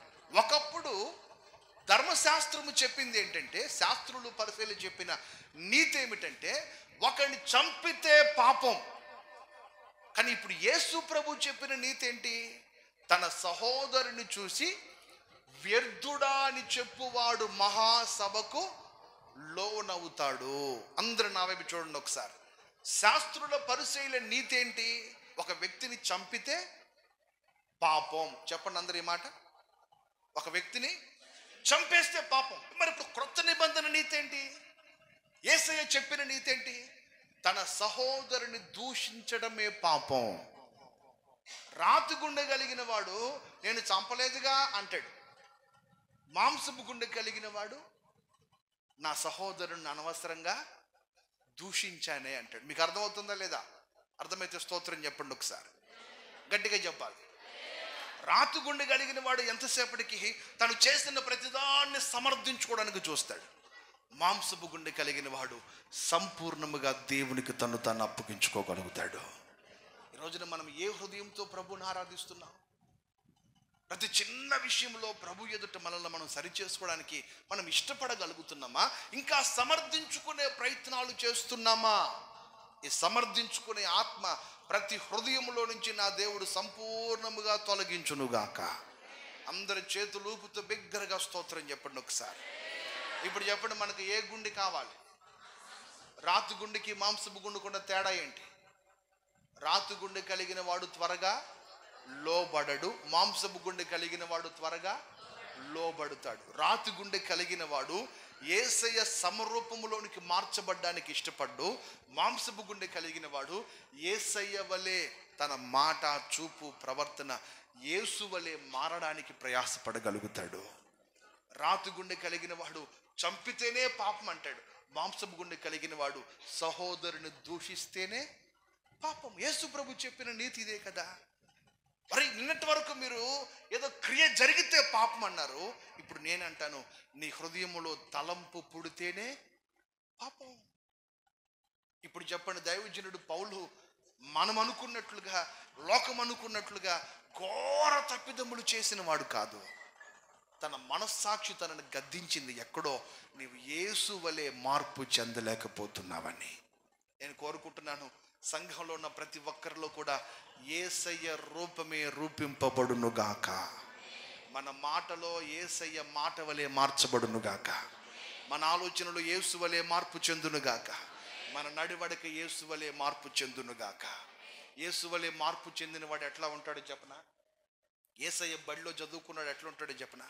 యేసు ప్రభు ఒకరోజు సిలువలో వేలాడుతూ వాళ్ళు బాకు తీసుకొని పొడుస్తుంటే ప్రార్థన చేస్తూ అంటాడు, తండ్రి వీరు ఏం చేస్తున్నారో వీరు ఎరుగరు గనుక వీరిని క్షమించాయా అని ప్రార్థన చేశాడు. జాగ్రత్తగా వినాలి మీరు ఈ మాట. వీరిని క్షమించాయా అని ప్రార్థన చేశాడు. ఆ ప్రార్థనలో యేసయ్య ఏమంటాడు? వీరు ఏం చేస్తున్నారో వీరు ఎరుగరు అంటే వాళ్ళు ఏం చేస్తున్నారో వాళ్ళకి తెలియదు, అందుకని క్షమించి అంటాడు యేసు ప్రభు. ఇప్పుడు నేను మిమ్మల్ని ఒక మాట అడుగుతాను, సాటి మనిషిని అంత కర్కశంగా చంపడం తప్పని కిందున్న వాడికి తెలియదా? చెప్పాలి. మతం ప్రక్కన పెట్టండి, ఈయన యేసు ప్రభువా ఇంకొకరు ప్రక్కన పెట్టండి. అసలు సాటి మనిషి కదా, సాటి మనిషిని ఇంత కిరాతకంగా చంపడం తప్పని వాడికి తెలీదా? తెలుసు కూడా యేసును బాకుతో పొడుస్తున్నాడు. తెలుసు కూడా యేసయ్య తల మీద ముళ్ళకిరీటం పెట్టి బాధిస్తున్నాడు. తెలుసు కూడా యేసు మీద నేరాలు మోపుతున్నాడు. తెలుసు కూడా యేసయ్యని అవమానపరుస్తున్నాడు. రకరకాల చిత్రహింసలు పెడుతున్నాడు యేసయ్యని. అయినా సరే అంటాడు, వీరు ఏం చేస్తున్నారో ఎరుగరు గనుక వీరిని క్షమించు నాయన. ఇదే ప్రార్థన ఇంకెవరైనా చేశారా? యేసు ప్రభు చేసిన ఇదే ప్రార్థన ఇంకెవరైనా చేశారా? మనందరికీ బాగా తెలిసిన భక్తుడు స్టెఫన్ ఉన్నాడు కదా, రాళ్లతో కొట్టి చంపేస్తుంటే, అయ్యా ఈ పాపము వీరి మీద, చెప్పాలి, ఈ పాపం వీరి మీద మోపొద్దు. యేసు వలె మార్పు చెందడం అంటే ఏంటో తెలుసా? యేసు ప్రభులాగా మారమంటే ఈ రోజున చాలా మంది వేషాలు మారుస్తున్నారు. ఏం మారుస్తున్నారు? నిరసించారేంటి? కొంచెం గట్టిగా నోరు తెరిచి హల్లెలూయా చెప్పండి, సంతోషంగా చెప్పండి, చేతులు ఊపుతూ చెప్పండి. చేతులు ఓపమంటే నేను సోనియా గాంధీ లాగా కాదు, ఓపమంటే ఇట్లా ఇట్లా ఇట్లా ఓపండి, ఇట్లా ఓపండి, అందరు ఎట్లా ఓపండి ఒకసారి. ఇదిగో నాకు లాగా ఓపండి. ఎందుకు ఓపన్నానంటే పక్కన వాళ్ళకి తగలాలని. తగిలితే వాళ్ళకున్న మొత్తు పోద్ది. నీకు అంతకుమించి వేరే దీంట్లో లాజిక్ ఏం లేదు. దీంట్లో వారికి మీరు ఊపితే పక్కన వాళ్ళు తగిలిందని ఇక్కడ చూస్తారు సీరియస్గా, నిద్ర మొత్తం పోద్ది. ఇప్పుడు చెప్పండి, యేసు ప్రభు చేసిన ప్రార్థన ఎవరు చేశారు అని ఇప్పుడు చెప్పండి. స్టెఫన్ యేసు వలె మార్పు చెందాడని చెప్పడానికి బలమైన ఆధారం ఉందా లేదా? యేసులాగా నీవు మారావని చెప్పడానికి మరి నీలో ఏం కనపడుతుంది? అర్థమవుతుందా మీకు? ఆ రోజు నా తల్లి చెప్పిందననే, నువ్వు పుట్టక ముందు నుంచి భక్తి చేస్తున్నావని. ఆ వాక్యం అంతా అయిపోయిన తర్వాత ఆమెను అడిగాను, నేను పుట్టక ముందు నుంచి నువ్వు భక్తి చేస్తున్న మాట వాస్తవమే, యేసు వలె ఎంతవరకు నువ్వు మార్పు చెందగలిగావు? యేసయ్య రూపం నీలో ఎంతవరకు రాగలిగింది? క్రైస్తవ్యములో సీనియారిటీ కాదు ముఖ్యం, సిన్సియారిటీ ప్రాముఖ్యం. స్తోత్రం చెప్పండి గట్టి. నువ్వు యేసు వలె మార్పు చెందుతున్నావు, ఎంతగా మార్పు చెందగలుగుతున్నావు అది చూస్తున్నాడు యేసయ్య. నీ మాటలో మార్పు వచ్చిందా? నీ క్షమాగుణంలో మార్పు వచ్చిందా? ఎదుటి వారి పట్ల నువ్వు చూపించే ప్రేమలో మార్పు వచ్చిందా? ఇంకా వ్యత్యాసం చూపుతున్నావా? ఇంకా కులాల వ్యత్యాసం, మతాల వ్యత్యాసం, ఇంకా ఏదో రకరకాల వ్యత్యాసాలు చూపుతూ నువ్వు యేసు వలె మార్పు చెందకుండా దేవుడి సంఘంలో బ్రతికినంత కాలం, భక్తి చేసినంత కాలం ఏ గుండెతో ఉన్నావు అంటున్నాడు ఆయన. నా గుండెతో మాంసం గుండె కలిగిన వాడవైతే నీ ప్రవర్తన యేసు వలె మార్పు చెందబోతుంది. మరొక మాట చెప్తాను, యేసు ప్రభువులో ప్రత్యేకత చెప్పనా? లోకంలో మహానుభావులు ఎంతో మంది ఉన్నారు, కానీ దైవత్వము కలిగిన వాడు యేసు ఒక్కడు మాత్రమే. చెప్పండి అందరి మాట. దైవత్వం కలిగిన వాడు యేసు ఒక్కడే. మానవత్వం కలిగిన వాళ్ళు చాలా మంది ఉన్నారు మహానుభావులు, కానీ దైవత్వం ఉంది యేసయ్య ఒక్కడిలోనే. మానవత్వం కలిగిన వాడు ఏం చేస్తాడు? ఆపదలో ఉన్నవాడికి అన్నం పెడతాడు, బట్టలు లేని వాడికి బట్టలు ఇస్తాడు, సహాయం చేస్తాడు, అన్నీ చేస్తాడు. మనకంటే కూడా లోకంలో బోల్డ్ మంది ఉన్నారు, వాళ్ళు అనుకున్న ఊరిని బాగు చేసుకోవాలనుకునేవారు, వాళ్ళు అనుకున్న ప్రాంతంలో ప్రజలందరికీ మేలు చేయాలనుకునే వాళ్ళు బోల్డంత మంది ఉన్నారు. వాళ్ళందరూ మానవతావాదులు, మానవత్వం కలిగిన వాళ్ళు. కానీ యేసులో ఉన్న గొప్పతనం ఏంటో తెలుసా? ఆయన ఒక్కడే దైవత్వము కలిగిన వాడు యేసయ్య. మానవత్వం కలిగిన వాడు అన్ని చేస్తాడు, దైవత్వం కలిగిన వాడు మాత్రమే శత్రువుడు క్షమించగలుగుతాడు. చెప్పండి, మానవత్వం అవసరమా, దైవత్వం అవసరమా సంఘానికి? గట్టిగా చెప్పాలి. మరి మానవత్వంతో బ్రతికినంత కాలం అన్ని చేస్తాం, లోకం చూసేటట్టుగా, ప్రజలకు కనబడేటట్టుగా అన్ని చేయగలుగుతాం. కానీ హృదయంలో ఉన్న పగ ఎక్కడికి పోతుంది? హృదయంలో ఉన్న ద్వేషం ఎక్కడికి పోయింది? హృదయంలో ఉన్న అసూయలు ఎక్కడికి పోతున్నాయి? హృదయంలో గూడు కట్టుకుని ఉన్న లోక సంబంధమైన నటన ఎక్కడికి పోతుంది? అవన్నీ ఎక్కడికి పోవట్లేదు. పైకి మాత్రం అన్ని బాగా చేసినట్టు కనబడుతున్నా. దైవజనుడిగా కోరుకుంటున్నాను, నీవైనా నేనైనా యేసు వలె రూపాంతరము చెందుదము గాక. చేయొద్దు, గట్టిగా స్తోత్రం చెప్పండి, గట్టిగా చెప్పండి. నీ మీద నింద మోపిన వాడిని ఎదురుగా వచ్చి నిలబడినప్పుడు ధైర్యంగా అతన్ని ఎదుర్కొని ప్రేమగా నువ్వు పలకరించగలుగుతున్నావా? నీకు ద్రోహం చేశాడని ఒక వ్యక్తిని తెలిసినప్పుడు, వాడు వచ్చినప్పుడు సంతోషంగా మాట్లాడగలుగుతున్నావా?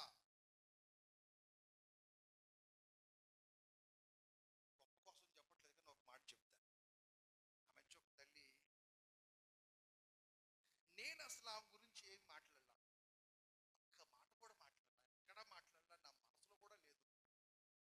ఆమెకు మరి కాలోచి చచ్చిందో, కొన్ని సాతాను గడు చెవులో చెప్పాడో, కొన్ని ఎవరు చెప్పారో తెలియదు.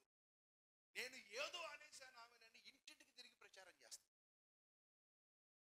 ఇంటింటికి తిరిగి ఆమె చెప్పిన మాట ఏంటో తెలుసా? ఇలా పాస్టర్కి చెప్పండి, గొంతు క్యాన్సర్ వచ్చి చేస్తాడు నన్ను అంటే.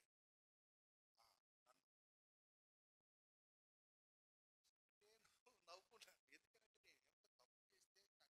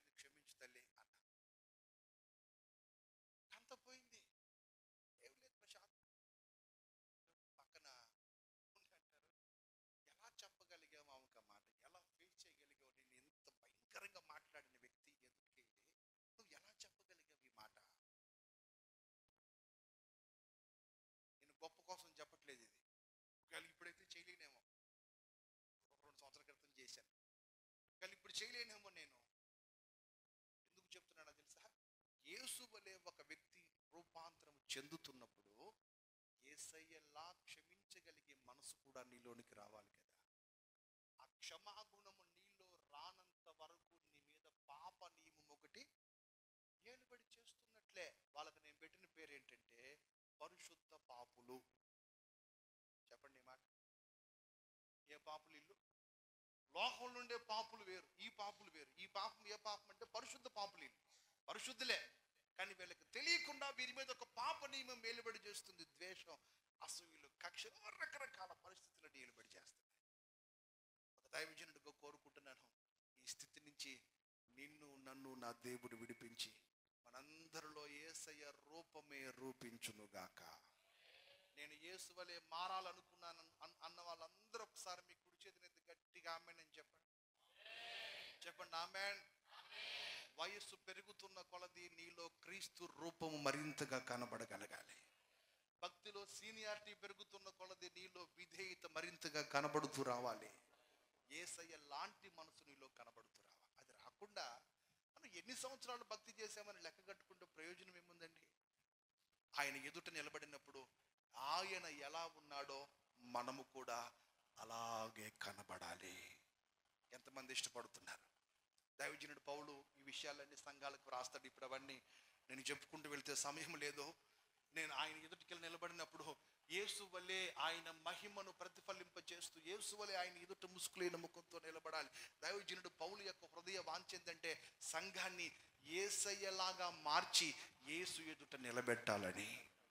ఇది ఎవరు చేయగలరా పని అంటే మాంసపు గుండె కలిగిన వాడు మాత్రమే యేసు వలె మార్చబడగలుగుతాడు.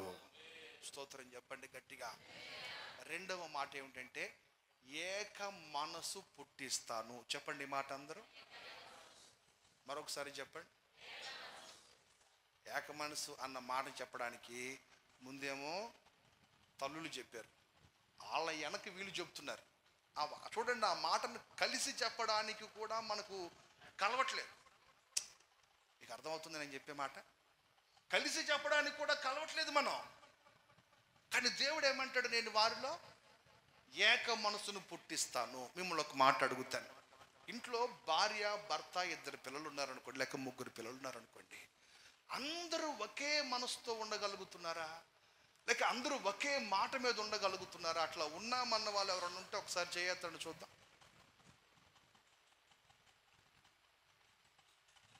ఏంటి ఎవరు ఎత్తరేంటి? నా మాట అర్థం కాలేదా? ఎవరు లేరంటారా? భార్యకుండే ఆలోచనలు ఆమెకుంటే, భర్తకుండే ప్లాన్లు భర్తకుంటే, పిల్లలకుండే ప్లాన్స్ వాళ్ళకుంటాయి. అందరిది ఒక మనసు కాదు, అందరూ ఒక మాట మీద నిలబడలేరు. నాకు ఆశ్చర్యం అనిపించిన మాట ఏంటంటే ఒక కుటుంబంలో నలుగురికే ఏక మనసు రావట్లేదు, మరి సార్వత్రిక సంఘం అంతటికి ఏక మనసును పుట్టిస్తానంటే ఇది ఎట్లా సాధ్యమవుతుంది? సాధ్యమయ్యే పనేనా? దీని గురించి నేను ఆలోచిస్తుంటే పరిశుద్ధాత్ముడు ఒక వాక్యాన్ని జ్ఞాపకం చేశాడు. ఒకసారి చూడండి, న్యాయాధిపతుల గ్రంథం 20వ అధ్యాయం 11వ వాక్యం చూడండి ఒకసారి.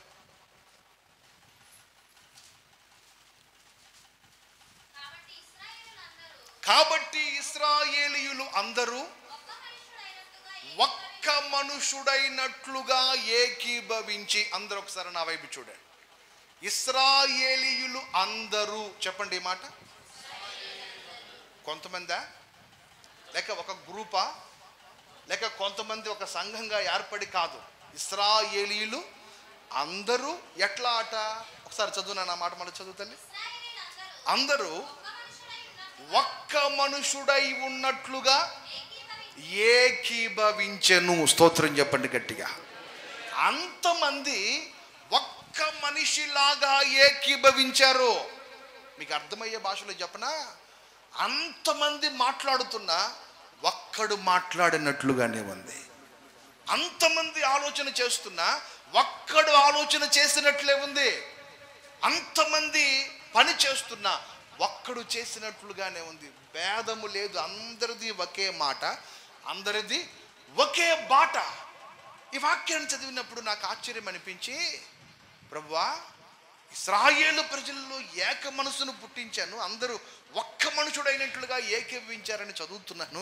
ఈ రోజున సాధ్యమవుతుందా అంటే ప్రభు అంటాడు, ఆ రోజున వారికి ఎవరు దేవుడో ఈ రోజున మీకు కూడా ఆయనే దేవుడై ఉన్నాడు కదా. స్తోత్రం చెప్పండి గట్టిగా. ఇశ్రాయేలు దేవుడే మన దేవుడు కదా. ఆ రోజున ఆ కార్యము చేసిన వాడు ఈ రోజు కూడా చేయగలడు కదా. ఆ రోజున ఏకత్వాన్ని పుట్టించిన వాడు ఈ రోజున ఏకత్వాన్ని ఎందుకు పుట్టించలేడు? ఖచ్చితంగా పుట్టించగలడు. అందుకని నేను నమ్ముతున్నాను, సంఘములో ఏక మనసును ఆయన పుట్టించునుగాక. కుడి చేతిని పైకెత్తి అందరూ గట్టిగా ఆమేన్ చెప్పండి. చెప్పండి గట్టిగా ఆమేన్. ఏమండి, ఇప్పుడు దేవుడు ఇశ్రాయేలు ప్రజల దగ్గరికి వచ్చి ప్రజలారా అని ఒక్కొక్కరు చెవులో ఆయన గుసగుసలు చెప్పలేదు, లేక ఒక్కొక్కరికి కలలో ప్రత్యక్షమై చెప్పలేదు. ఆయన చేసిన పని ఏంటంటే నాయకునికి చెప్పాడు ఒక మాట, నాయకుడు వచ్చి ప్రజలకు చెప్పాడు. నాయకుడు చెప్పిన మాటను ప్రజలు అనుసరించారు. ఎలా అనుసరించారు అంటే అందరిది ఒకటే మాట. ఆమేన్. అందరిది ఒకే మాట. మీరు ఏమనుకున్నారంటే ఒక మాట చెప్తాను, చెప్పనా వద్దా? మళ్ళీ చెప్పాక మొఖాలు మార్చకూడదు. మీరు నాకు మాట ఇస్తే చెప్తాను, చెప్పనా వద్దా? ఆ మధ్య ఒక పాస్టర్ గారు వచ్చారు, ఉపవాస ప్రార్థనలు డేట్ కావాలన్నా అంటే ఇచ్చాను. దసరా సెలవుల్లో పెట్టుకుంటాం ప్రతి సంవత్సరం, అట్లాగే కావాలన్నా దసరా సెలవుల్లోనే 2 రోజులు రమ్మంటే సరే వస్తానని చెప్పాను. వెళ్ళిపోయి పాపం సంఘంలో చెప్పాడు, సంఘ పెద్దలను పిలిచి పలానా రోజు పలానా డేట్స్లో మన ఉపవాస ప్రార్థనలు, ఇక పలానా దైవజనులను పిలిచాను, ఇక పలానా రోజు పలానా ఆయన, ఇట్లా అన్నీ చెప్పుకుంటూ వచ్చాడు. అంతా చెప్పాడు. అయిన తర్వాత ఆ సంఘ పెద్దలు అడిగారట, అసలు ఎవరిని అడిగి తెచ్చావు డేటు అన్నారట. ఎవరిని అడిగి తెచ్చావు? ఎవరిని అడిగేది ఏముందండి? మామూలుగా ప్రతి సంవత్సరం మనం దసరా సెలవులు ఉపవాస ప్రార్థనలు పెట్టుకుంటున్నాం కదా, అట్లాగే పెట్టుకున్నాం. మాకు లేట్ అయితే కుదరదు, సేవకులు ఖాళీగా ఉంటారు లేదని ముందుగానే ఒక్కొక్కరిని అడిగాను. అందరూ ఖాళీగా ఉన్నారు, వస్తానన్నారు అని చెప్తే, మాకు చెప్పకుండా పెట్టావు కాబట్టి డేట్లు మార్చాల్సిందే అని కూర్చున్నారు. మళ్ళీ ఫోన్ చేశాడు, అన్నా మీకేమన్నా వీలుగా ఉంటే డేట్లు మారుస్తారా? ఏంటి చెప్పమన్నాడు. చెప్పమంటే ఇదంతా చెప్పట్లే, నాకు ఎక్కడో డౌట్ కొట్టింది లోపల. నువ్వు అక్కడ పోయి వచ్చావు కదా, వాళ్ళని తీసుకురాకుండా వచ్చావు, ఏదైనా తేడా కొట్టిందా, ఏం జరిగిందంటే అవునన్నా వాళ్ళు సంఘం ఒప్పుకోవట్లేదు, సంఘ పెద్దలు అన్నాడు. సంఘ పెద్దలు ఒప్పుకోవట్లేదు. వాళ్ళకి ఏమైనా ఆఫీసులు ఉన్నాయంట అన్నా.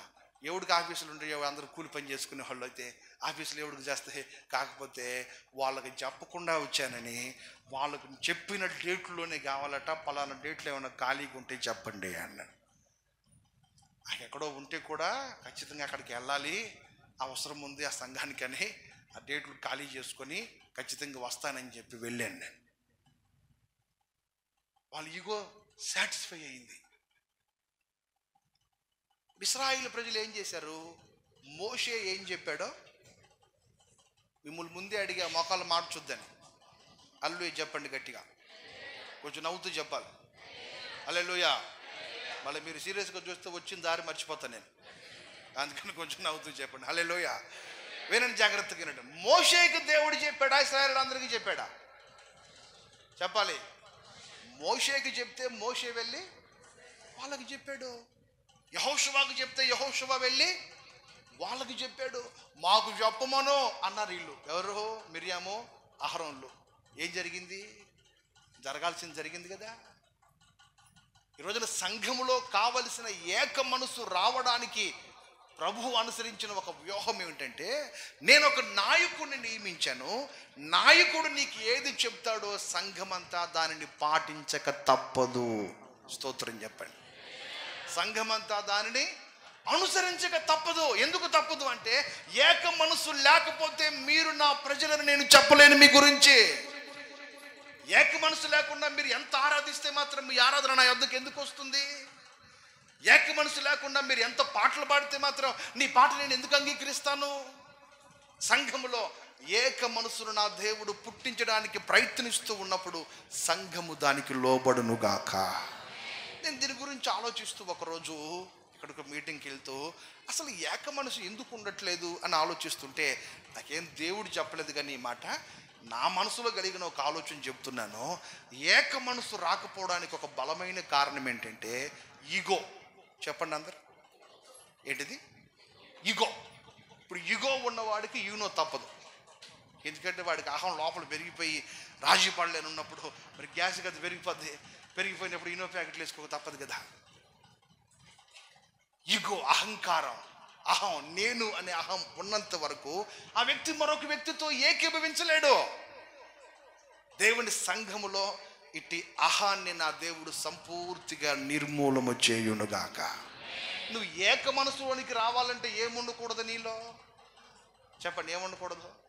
అహం ఉండకూడదు. ఎందుకంటే అహం ఉన్నవాడు మరొకరితో కలవలేడు, కలవడానికి ఇష్టపడ్డు. తను ఎంతసేపటికి నేను ప్రత్యేకం, నా కుర్చీ సపరేటు, నా దుప్పటి సపరేటు, నేను కూర్చునే చాప సపరేటు, నేను వాడే మైకు సపరేటు, నేను వాడే పాట.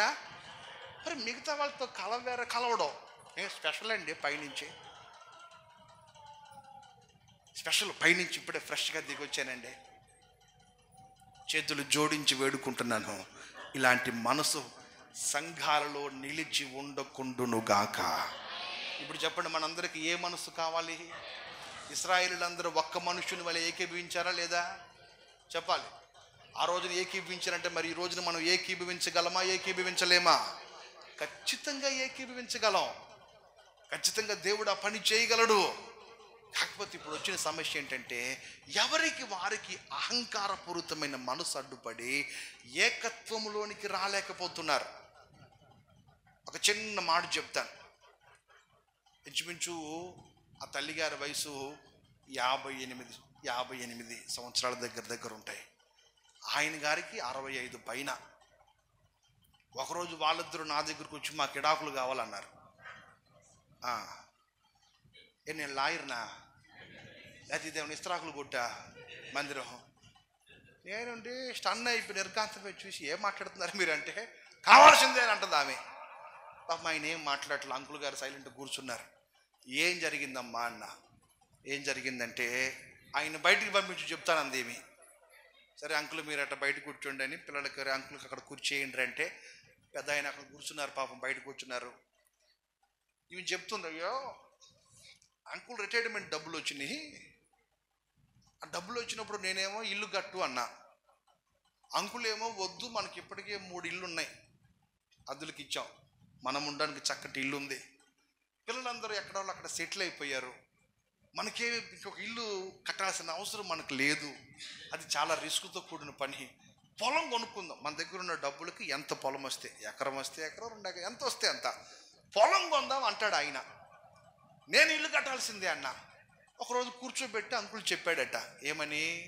పొలం కొంటే మన దగ్గర ఉన్న డబ్బులతో కొనవచ్చు, ఇల్లు అని దిగామనుకో 20 లక్షలు అనుకున్న ఇల్లు 30 లక్షలు అవుద్దు, 40 లక్షలు అవుద్దు చెప్పలేం, మరలా మనం అప్పు చేయాలి. రిటైర్డ్ అయిపోయిన తర్వాత అప్పు తీర్చుకుంటూ కూర్చోవాలి, మన మనిషి అంత ఉండదు మనకి. అందుకని నా మాటను అంటే అంకుల్ చెప్పిన ఆలోచన నాకు మంచిగానే అనిపించింది. కాకపోతే ముందు ఇల్లు కట్టమన్నాను కదా, ఇప్పుడు నేను తగ్గితే మీకు అర్థమైందా? అందుకని దీన్ని 6 నెలల నుంచి నానబెడుతుందట ఆమె చెప్తుంది. ఇప్పుడు నేను తగ్గితే నా పొరువేం కావాలి ఆయన ముందు? అందుకని ఇప్పుడు నువ్వేం చేస్తావంటే అంకుల్ ముందు నన్ను తిట్టు. ఆమె చెప్తుంది సలహా నాకు, అంకుల్ ముందు నన్ను తిట్టు, అంకుల్ చెప్పినట్టేనో అను, నువ్వు చెప్పావు కనుక నానని చెప్తా ఆయన ముందు. ఎందుకంటే ఆయన చెప్పిన ఆలోచన బాగుంది, నా ఆలోచన అనవసరంగా అప్పులు పాలు అయిపోతామయ్యా, ఇల్లు ఉన్నాయి, నాది తెలివి తక్కువతనంగా ఆలోచించాను, అంకుల్ చాలా బాగా ఆలోచించారు, కాకపోతే ఒప్పుకుందామంటే లోపల ఇటు చెప్పరేంటి? ఇది బాగా కనెక్ట్ అయినట్టుండి అందరికీ, ఇదంతా మా ఫ్యామిలీ చరిత్రలాగా ఉందని చూస్తున్నారేంటి? దేవునికి స్తోత్రం చెప్పు గట్టిగా, హల్లెలూయా. అంకుల్ చెప్పినట్టే చేస్తాను నేను, కాకపోతే ఆయన ముందు నేను తగ్గించుకున్నట్టు కాదు, నువ్వు చెప్పావు గనుక విన్నట్లు ఉండాలి, మరి ఏం చేస్తావు నాకు తెలియదు అంది. ఏమిటమ్మా అన్న? ఈగో అడ్డం పడుతుందయ్యా తగ్గించుకుందామంటే. వయసు ఎంత? ఇక 4 రోజులు పోతే కుర్చీలో కూర్చుంటే పాపం ధైర్యంగా లేవగలదా తల్లి? ఎవరో ఒకరు సహాయం కావాలి కదా. ఇంకొక 5-6 సంవత్సరాలు పోతే ఓరే మనం తెచ్చు అనాలి కదా. అప్పుడు ఏం అడ్డం పడింది లోపల? ఇగో. సరే నేను నవ్వుకొని అంకుల్ పిలిచాను, అంకుల్ చెప్పండి అన్న. ఇక నేను చెప్పేది ఏముందిలయ్యా, మొత్తం ఆమె చెప్పిందిగా, ఏం చెప్తావో చెప్పని అడిగిన. పాపం ఎంత నలిగిపోయాడో 6 నెలల నుంచి కదా పాపం. నాకు అందుకే అట్లా డోళ్ళని చూసినప్పుడు జాలి కలుగుద్ది, బాధ కలుగుద్ది, సాటి పురుషుడిగా స్తోత్రం. ఎరచించారేంటి? గడ్డి కళ్ళు చెప్పండి సంతోషంగా. సరే ఏం చెప్తావు చెప్పయ్యా అన్నాడు. నేను అన్నాను, ఆంటీ జరిగిందంతా చెప్పారు, కాకపోతే నేను చెప్తున్నాను ఒక సేవకుడిగా, నేను చెప్పింది మీరిద్దరు వినాలి. మీ ఆలోచన కాదు, నేను చెప్తున్నాను నేనండి. మీ దగ్గర ఎంత డబ్బులు ఉంటే అంత పొలమే కొనండి, ఇన్ని సంగతి ఎత్తొద్దు నువ్వు అన్నాను. ఎత్తకపోతే ఎట్టగా అని అడం తిరిగింది. నాకు స్టోరీ అంతా చెప్పింది కానీ ఈ అడం తిరిగే సంగతి చెప్పలా ముందు. నాకు కంగారేసింది లోపల, ఇది ఎక్కడ గొడవరా బాబా, స్క్రిప్ట్ అంతా చెప్పింది ఈ ఒక్కటి చెప్పలేదు, ఇప్పుడు అడ్డం తిరుగుతుంది ఏంటి అని. వాళ్ళు అడ్డం తిరిగి ఇటు అంతే, సర్లే అంటే అనుకుని నవ్వుకొని 2-3 సార్లు అడ్డం తిరిగి 4వ సారి నువ్వు చెప్పావు కాబట్టి అంటున్నా, లేకపోతే నేను వినేవాడు దాన్ని కాదు. సర్లమ్మ ఏదో గొడవ, ఎవరో ఒకరు చెప్తే విన్నావు కదా అని ఇద్దరికి ప్రార్థన చేస్తే చేయి పట్టుకుని నాకు వందనాలు కూడా చెప్పుకొని వెళ్ళిపోయారు ఇద్దరు. వెళ్ళిపోయారు. ఇక ఇస్తరాకులు కట్టలేదు. ఇప్పుడు చెప్పండి, కుటుంబాలు విచ్ఛిన్నం అవడానికి ఏంటి కారణం చెప్పరేంటి? ఇగో మీరు ఏమనుకోవద్దు, కొంచెం పచ్చిగా చెప్పనా. వీడు బజారులో అందరి దగ్గర వాళ్ళు ఏదన్నా ఇతని మీద తప్పు మోపితే అరే తప్పు అయిపోయింది లేరా అంటాడు అందరి దగ్గర, బజార్లో వాళ్ళ దగ్గర. భార్య దగ్గరకు వచ్చి తప్పు అయిందని చెప్పడానికి ఇగో అడ్డం పడద్ది. ఈమె తమ్ముడు ఫోన్ చేసి ఎన్ని బూతులన్నా తిట్టు, చక్కగింటది సుమధుర గీతాల్లాగా. భర్త ఒక్క మాట అంటే పడదు, ఇగో అడ్డం పడింది ఈమెకి. మరి తమ్ముడు దగ్గర పడలేదు ఇగో, అన్న దగ్గర పడలేదు, నీ అక్క తిట్టినప్పుడు మీ అమ్మ తిట్టినప్పుడు ఇగో అడ్డం పడలేదు, అప్పుడు పడదు ఇగో. భర్త ఒక్క మాట అంటే ఇగో అడ్డం పడిపోయింది. చేతులు జోడించి చెప్తున్నానమ్మా, ఈగోలతో కుటుంబాలు నాశనం చేసుకోకండి. ఒక మెట్టు దిగండి, నువ్వైనా దిగు, ఆయనైనా దిగు, ఒక మెట్టు దిగి చూడండి, ఆ ఇల్లు పరలోకము కంటే సంతోషంగా ఉంటుంది. లోకంలో అన్ని సంపాదనల కంటే ప్రాముఖ్యమైనది సమాధానం అనే సంపాదన. సమాధానాన్ని మించిన ఆస్తి మరొకటి లేదు మన జీవితంలో. దైవజనుడిగా బ్రతిమలాడుతున్నాను మిమ్మల్ని, ఈగోలకు పోయి కుటుంబాల్లో అసమాధాన పరిస్థితులు తెచ్చుకోవద్దు, ఈగోలకు పోయి సంఘాలను పాడు చేయొద్దు, ఈగోలకు పోయి జీవితాన్ని నాశనం చేసుకోవద్దు, ఈగోకు పోయి లోక సంబంధమైన నటనకు ఆకర్షితులు కాకండి. నా మాటేనండి. ప్రభు అంటాడు, మీ అందరిలో ఏక మనసును పుట్టిస్తాను. ఎట్ట పుట్టిస్తావయ్యా అంటే, అందరూ నా మాటకు లోబడమని చెప్పు, ఖచ్చితంగా వారు అందరూ ఏకీభవించగలుగుతారు. ఈరోజు ఇట్టి మనసు, ఆయన వాక్కుకు ఏకీభవించి లోబడే మనసు నీకును నాకును నా దేవుడు సమృద్ధిగా దయచేయునుగాక. స్తోత్రం చెప్పు గట్టిగా. ఆ రోజున పేతురు ప్రసంగం చేస్తుంటేనట, పేతురు ఒక్కడే ప్రసంగం చేస్తే వెనక 11 మంది నిలబడి ఏకీభవించి చేయి పట్టుకొని దైవజనుడు పేతురు కొరకు ప్రార్థన చేస్తుంటే 3,000 మంది బాప్తిసం పొందారు ఒక్క ప్రసంగంతో. మరి ఈ రోజున మనం 3 రోజులు సువార్త సభలు పెడుతుంటే కనీసం 3 రక్షణ పొందగలుగుతున్నారా? ఇది పెద్ద వేదన నాకు. ఒక్క ప్రసంగానికి 3,000 మంది మార్పు చెందారు పేతురు ప్రసంగంతో. ఆలోచిస్తే పరిశుద్ధాత్ముడు అంటాడు, వరి పిచ్చోడా, ఆ రోజున పేతురు ఒక్కడే కాదు ప్రసంగం చేసింది, పేతురు మీద ఉన్న అభిషేకానికి మిగతా 11 మంది జోడిస్తే 12 మంది అభిషేకం ఒక్కడి మీద పనిచేసింది. స్తోత్రం చెప్పండి గట్టిగా. అందరూ ఏకీభవించారు. మనం అనుకుంటాం పేతురు ఒక్కడే ప్రసంగం చేశాడు, కాదు, పేతురుతో పాటు మిగిలిన వారి అభిషేకము కూడా తోడై ఆత్మకార్యము జరిగింది అక్కడ. ఈ రోజున ఏం జరుగుతుంది? ఒక సేవకుడు నిలబడి ప్రసంగం చేస్తుంటే ఆ ప్రక్కన కూర్చున్న సేవకుడు ఈ పాయింట్ ఇటు కాదు చెప్పాల్సిందే అంటాడు. ఎట్టకొట్ట చెప్తున్నాడు, ఏకీభవించు, దేవుని కార్యం జరగాలి కదా, ఆత్మ కార్యం జరగాలి కదా, సంఘంలో ప్రజల మధ్యలో పశ్చాత్తాపపు ఆత్మ సంచరించాలి కదా, సేవకులుగా మనం ఏకీభవిద్దాం. అబ్బే నాకు మైక్ ఇవ్వలేదు కాబట్టి ఎవడు వాక్యం చెప్పినా తప్పే. మీటింగ్లో నేను కింద కూర్చున్నాను, రెండో ప్రసంగం చేయాలంటే పక్కన కూర్చున్నాను. పైన ఒక ఆయన పెద్ద ఆయన ప్రసంగం చేస్తున్నారు. ఆయన అయిపోయిన తర్వాత నేను చెప్పాలి. నా ప్రక్కన ఒక పాస్టర్ గారు కూర్చొని ఆయన ఏమన్నా ఈ పాయింట్ ఇటు కాదు అంటాడు. నేను చూశాను ఒక అరగంట సేపు ఆయన చక్కగా చెప్తుంటే నోరు చక్కగా మాట్లాడుతున్నారు. ప్రభు ఆయన అనుభవాన్ని అంతా జోడించి సేపటికి పక్కన కూర్చొని ఈ మాట ఎట్టుగా చెప్పాల్సిందంటే చూసి చూసి చూసి అక్కడ పండి పెద్ద ఆయన పెద్ద వయసు కలిగిన ఆయన ప్రసంగం అయ్యేదాకా ఆ ప్రసంగం అయిపోయేదాకా కూడా అల్లుడి కూడా చెప్తా కనీసం సారీ అనకూడదు. కాకపోతే ఆ మాటలు ఏంటి చేస్తే నాకు కోపం అనిపించింది. ఎందుకంటే ఆయన వాళ్ళదయ్యా నాకు అర్థమైంది అన్నది ఆయన్ని కాదు, ఆయన ఏదో ఒక ఆత్మ పనిచేస్తుంది వచ్చి అక్కడ ఏకీపించడం లేదు ఇక్కడ అది పోయింది. అయ్యా మరి మాట్లాడాడు అయ్యా అంటే మరి నా ముందు కూడా నాకంటే బ్రహ్మానంద మాట్లాడాడు దాన్ని ఒప్పుగా ఏముంది పైన మన పరిశుద్ధాత్మతో మన ఆత్మను ఏకీభవించాలి. ఏకీపిస్తే ఆ ప్రాంతాలలో ఉన్న సాతాను దుర్గాలు కూల్చబడిపోతాయి కదా. విశ్వాసులంతా ఏకీభవిస్తే ఆ ప్రాంతంలో ఉన్న సాతాను దుర్గము కూల్చబడిపోతుంది కదా. సాతాను కంటే గొప్ప ఆయుధం తెలుసా? విభజించటం. మొట్టమొదట విభజన తీసుకురావాలి. మన బ్రిటిష్ వాళ్ళు కూడా చేసింది అదే, విభజించి పాలించారు వాళ్ళు. అలాగే సాతాను గాడు కూడా విభజిస్తేనే వాడు పని సునాయాసం అని మొట్టమొదటి వాడు చేసే ఒక భయంకరమైన పని ఏంటంటే విభజించటం, ఏక మనసును పుట్టించకపోవడం. కుటుంబాలలోనైనా సంఘాలలోనైనా ఇటు సాతాను తంత్రములను మనం ఎరిగి ఏక మనసులోనికి సంఘమంతా వచ్చునుగాక. అందరూ కుడి చేతినెత్తి గట్టిగా చెప్పండి ఆమేన్. మూడవదిగా మరొక మాట చెప్పి ముగిస్తాను. నూతన ఆత్మను పుట్టింతును. అందరు చెప్పండి ఈ మాట. మొదటిది రాతి గుండె తీసివేసి మాంసపు గుండెని కలుగు చేస్తాను. రెండవది ఏక మనసును పుట్టిస్తాను. మూడవది నూతన ఆత్మను పుట్టిస్తాను. నూతన ఆత్మ అందరూ చెప్పండి ఒకసారి. నూతన ఆత్మ అంటే ఏంటి? నూతన ఆత్మ అంటే ఏంటంటే మీకు అర్థం కావడానికి చెప్తాను ఒక మాట.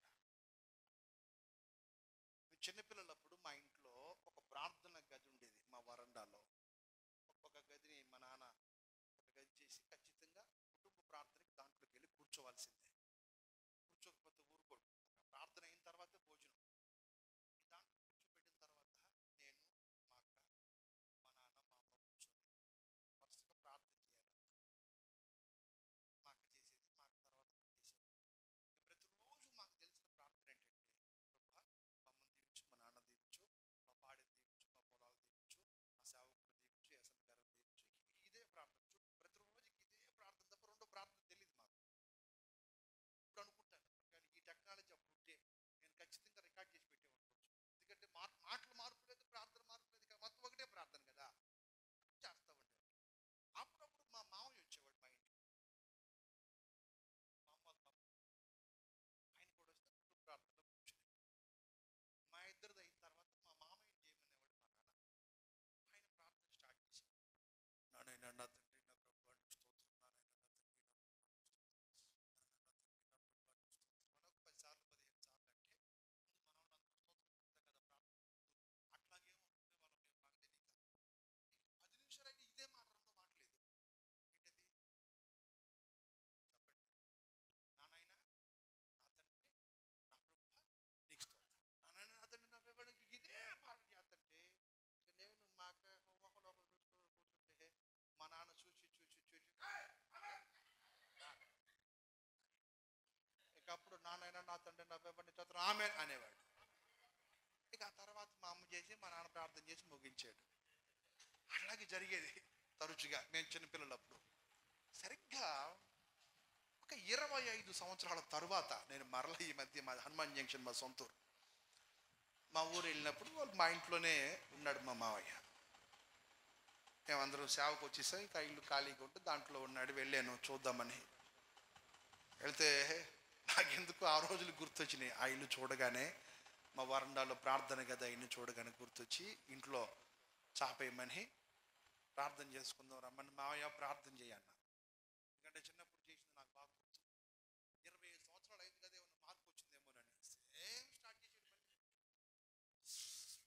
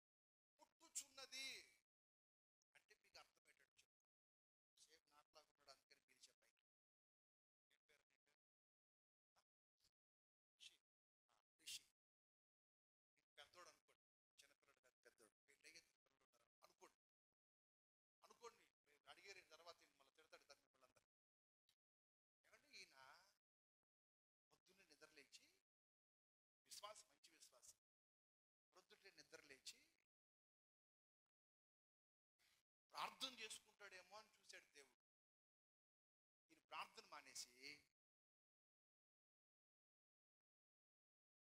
చెప్పండి, ఫోన్ పట్టుకొని ఈలో ఆఫీస్ టైం అయింది, బయలుదేరే టైం అయింది. టిఫిన్ అయిందా అన్నాడు భార్యని. ఆమె తెచ్చిపెట్టి తిన్నాడు. స్నానం చేసి శుభ్రంగా బట్టలు వేసుకొని టక్కు గిక్కు చేసుకొని వెళ్ళిపోయాడు ఆఫీస్కి. ఆఫీస్కి వెళ్ళిపోతే ప్రభు అనుకుంటాడు, కొన్ని ఆఫీసులో మధ్యాహ్నం భోజనం చేసిన తర్వాత ఖాళీ ఉంటుంది కదా, ఆ టైంలో చేస్తాడులే ప్రార్థన, అప్పుడు చూద్దాం అనుకుంటున్నాడు ఆయన. ఈయన ఆఫీసులో శుభ్రంగా భోజనం చేసేసి ఆ మిగిలిన గంట అంటున్నాడు, పడుకొని ఉరకబెడుతున్నాడు. మరలా అందరూ వచ్చి ఆఫీస్ టైమింగ్స్ అందరూ వచ్చారు, మరలా వర్క్లో దిగాడు. సాయంత్రం ఆఫీస్ అయిపోయింది, ఇంటికి వచ్చేసాడు. ఇంటికి రాగానే శుభ్రంగా ఫ్రెష్ అయ్యి సోఫాలో కూర్చొని ఇక ఫోన్ గీని పక్కన పడేసి ఇంకోటి పట్టుకున్నాడు. ఏంటిది చెప్పండి? రిమోట్ పట్టుకొని ఆంధ్రాలో ఏం జరిగిందో కావాలి, తెలంగాణలో ఏం జరిగిందో కావాలి, ఈ మధ్య మనం డెవలప్ అయ్యి ఇండియాలో ఏం జరిగిందో కావాలి, ఇప్పుడు ఇంకొంచెం డెవలప్ అయ్యి ప్రపంచ దేశాల్లో ఏం జరుగుతుందో కావాలి. ఇప్పుడు మొత్తం అక్కడ సోఫాలో కూర్చొని అన్ని తెచ్చి పెడుతున్న, శుభ్రంగా తిని అన్ని కవర్ చేసి చివరికి 11:30 అయింది టైం. ఎంత? ఎప్పుడు? రాత్రి. పొద్దున నిద్ర లేచిన దగ్గర నుంచి రాత్రి 11:30 అయ్యే వరకు ఎవరిని పిలవలేదు ఈయన, చెప్పాలి. అప్పుడు దాకా దేవుడు ఈయన చూస్తానే ఉన్నాడు, చూస్తున్నాడు. అరే ఇప్పుడు దాకా మాట్లాడతాడు అనుకుంటే మాట్లాడలేదు, ఇప్పుడు అయిపోయింది కదా, మాట్లాడతాడేమో చూద్దాం అనుకొని ఆయన ఎదురు చూస్తున్నాడు. ఎదురు చూస్తుంటే శుభ్రంగా 11:30కి టీవీ గీపీ ఆపి శుభ్రంగా మళ్ళా నైట్ పూట పడుకునే ముందు చాయ్ తాగాల్సింది ఏదో ఉంటే శుభ్రంగా తాగేసి శుభ్రంగా మంచం మీదకి వెళ్ళి మంచం దగ్గర నిలబడి, ప్రభా ఈ రాత్రంతా నన్ను కాపాడు, ఇంటి చుట్టూ నీ దూతలు కావాలి ఉంచు. వీడు పెద్ద కలెక్టర్ అయినా మళ్ళీ ఇంటి చుట్టూ పెట్టాలి, ఒక చోట పెడితే సరిపోదు, చుట్టూ నీ దూతలు కావలి పెట్టిన ఆయన, రాత్రంతా నన్ను కాపాడయ్యా, సుఖమైన నిద్రవు నాయన, వాళ్ళ నిద్రలో డిస్టర్బెన్స్ రాకూడదు. అంటే ఏసీ వేయమని అర్థం దేవుణ్ణి. నువ్వు ఏసీ వేసి చల్లగా పెట్టి నా ఆయనకు పడుకుంటాను, దోమలకి ఏమైనా రాని మాకు మొత్తం ఆయనకి అప్పచెప్పి, అంటే ఇప్పుడు దోమలు పెట్టి దేవుడి చేతికి ఇచ్చాడు. మీకు అర్థమవుతుందా? అంటే శుభ్రంగా రాత్రి అంతా ప్రశాంతమైన నిద్ర కావాలయ్యా నాకని ప్రార్థన చేసి పడుకున్నాడండి. తేరా టైం చూస్తే 5 నిమిషాల తక్కువ 12 అయింది.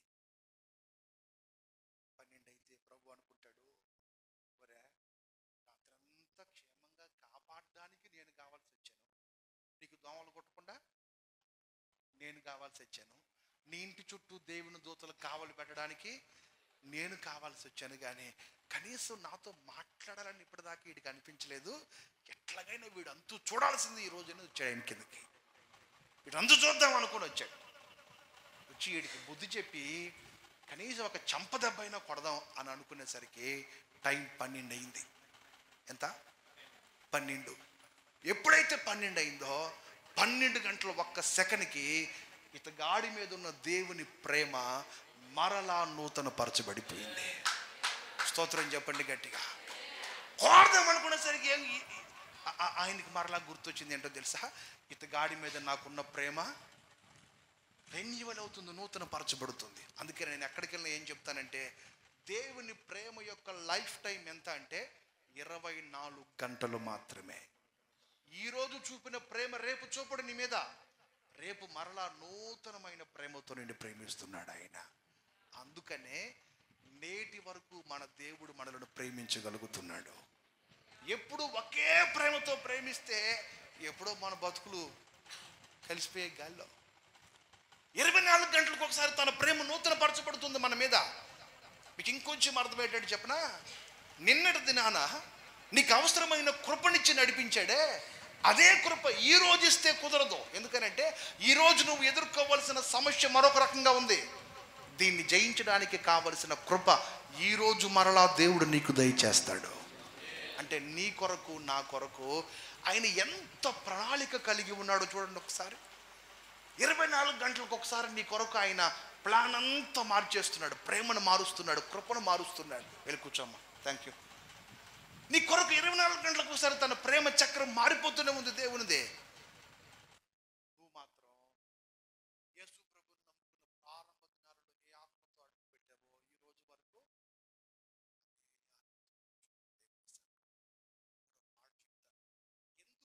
మన మనసు మన ఆత్మ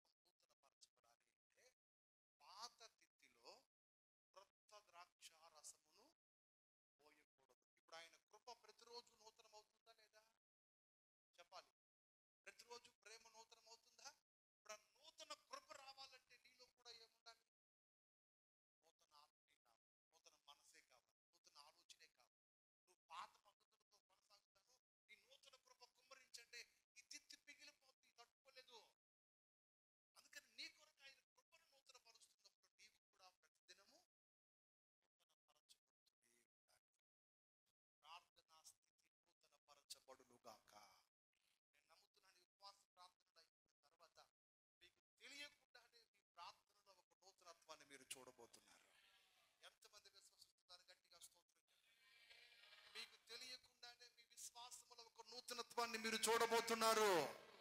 నా దేవుడు అట్టి ఘనకార్యం ఈ సంఘంలో జరిగించబోతున్నాడు. ఆయన ఇవన్నీ ఎందుకు చేస్తున్నావయ్యా అంటే, మీరు నా ప్రజలని చెప్పాలంటే ఖచ్చితంగా ఈ 3 కార్యాలు మీలో జరగాలి. ఒకటి, రాతి గుండె తీసివేసి మాంసపు గుండె ధరింప చేయబడాలి. రెండవది, ఏక మనసు కలగాలి. మూడవది, నూతన ఆత్మ నీలో పుట్టాలి. ఎప్పుడు ఒకే ప్రార్థన కాదు నీలో ఉండవలసింది. నీ ప్రార్థనలో నూతనత్వాన్ని దేవుడు కోరుకుంటున్నాడు. నీ ఆత్మ ప్రతిదినము నూతన పరచబడును గాక. ఆమేన్. ఈరోజు నువ్వు వెళుతున్న మార్గంలో నువ్వు ఎదుర్కోవాల్సిన పరిస్థితులు ఏమిటో దానికి తగిన కృపే ఈరోజు నీకు కావాలి. నిన్నటి కృప ఈరోజు ఉంటే నువ్వు ముందుకు వెళ్ళలేవు. నిన్నటి ప్రేమతో ఈరోజు ప్రేమిస్తే నువ్వు ముందుకు వెళ్ళలేవు. అందుకని దేవుడు కూడా శాశ్వతమైన ప్రేమతో మనల్ని ప్రేమించగలుగుతున్నాడు. మనం ఎందుకు ఎదుటి వాళ్ళని దేవునిలాగా ప్రేమించలేకపోతున్నామంటే, మనకు 10 సంవత్సరాల క్రితం వాడిని ఏ చూపుతో చూసామో ఈరోజు కూడా అదే చూపుతో చూస్తుంది ఒక వ్యక్తిని. వాడు ఒకప్పుడు తాగుబోతుగా నీకు పరిచయం అయితే, వాడు ఇప్పుడు సేవ చేస్తున్నా కూడా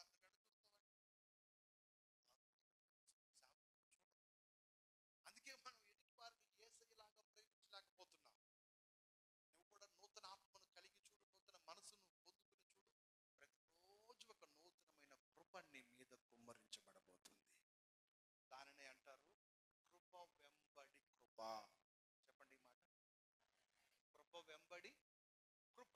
కృప వెంబడి కృప అంటే అర్థం ఏంటంటే, ఈ రోజు పొందిన కృప కాదు, దాని వెంట మరొక కృప నిన్ను వెంటాడుతుంది.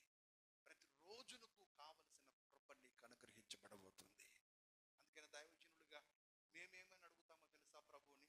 తండ్రి గారైనా, నేనైనా, సహోదరులైనా, ఏ దైవజనుడు ప్రార్థన చేసుకుని ఏమడుగుతామో తెలుసా? ఏ ప్రాంతానికి వెళతామో ఆ ప్రాంతంలో తగిన కృప మాకు కావాలి.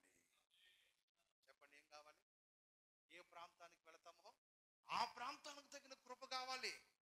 ఇక్కడ పని చేసిన కృప అక్కడ పని చేయదు. అక్కడ తగిన కృప అక్కడే కావాలి. ఎక్కడికి వెళితే నువ్వు ఏ రంగంలో ఉంటే ఆ రంగానికి తగిన కృప నీలో కావాలి. చూడండి, దేవుడు నీ కొరకు ఎంత గొప్ప ప్లాన్ చేసి పెట్టాడు కదా. మరి నువ్వెందుకు ఎప్పుడు ఒకే పద్ధతిలో ముందుకు సాగిపోతున్నావు? నువ్వెందుకు హృదయంలో నూతన ఆత్మను పొందుకోవడానికి ఇష్టపడట్లేదు? కోరుకోండి. ఈరోజు ప్రభువుని అడగండి, నాలో నూతన ఆత్మను పుట్టించయ్యా, నూతన కృప నాలో కుమ్మరించమని ప్రభువుని అడిగి చూడండి. మీరు నా ప్రజలని ఆయన మనల గురించి సాక్ష్యం ఇవ్వబోతున్నాడు. దయచేసి అందరూ లేచి నిలబడండి. చిన్న ప్రార్థన చేసుకుని ముగించుకుందాం.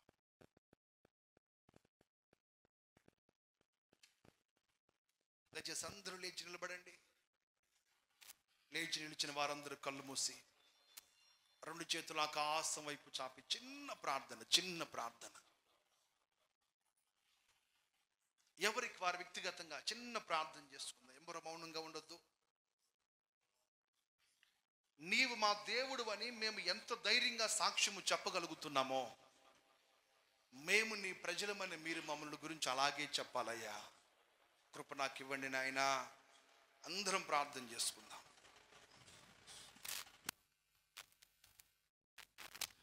రాతి గుండెను మన హృదయంలో నుంచి తొలగించి నూతన హృదయాన్ని, నవీన స్వభావాన్ని, మాంసపు గుండెను అమర్చటానికి దేవుడు ఆశ కలిగి ఉండగా, అయ్యా నాకు రాతి హృదయం, కఠిన హృదయం, పాషాణ హృదయం, బండ హృదయం నా నుంచి తీసివేయండి ఆయన.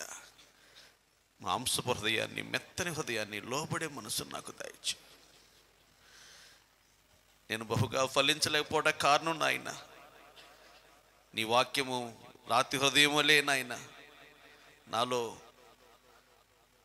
లోతుగా తండ్రి వేరుని నాటుకోకపోవటం వల్లే ఫలించలేకపోయాను నాయన.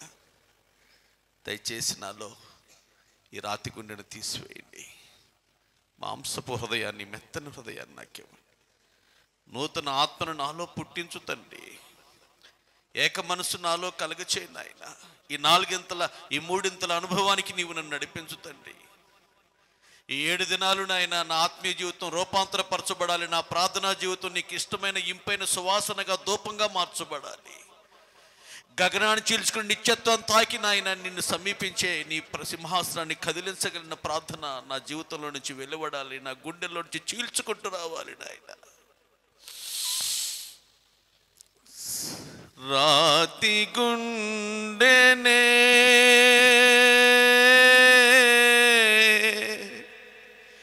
మార్చివేయుమా, మార్చుమేసయ్యా.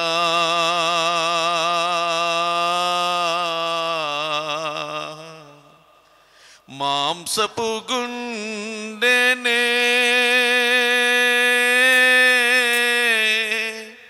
అమర్చుమో దేవా,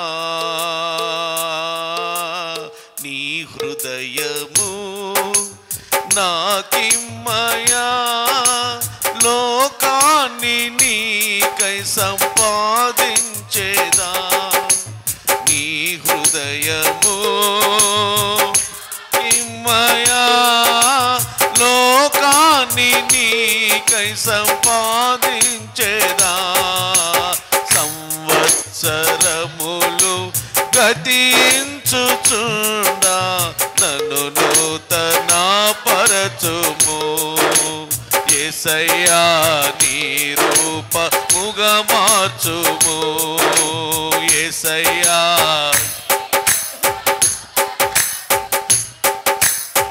నూతన మనసు, నూతన ఆత్మ, నూతన జీవముతో నింపుము దేవా.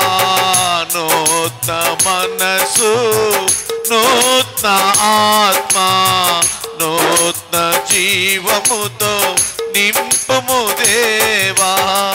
రాతి గుండెనే మార్చుమేసయ్యా, మాంసపు గుండెనే అమర్చుమో దేవా. నీ హృదయము లోకాన్ని నీకై సంపాదించేదా. నీ హృదయము మయా నీకై సంపాదించేదా. సంవత్సరములు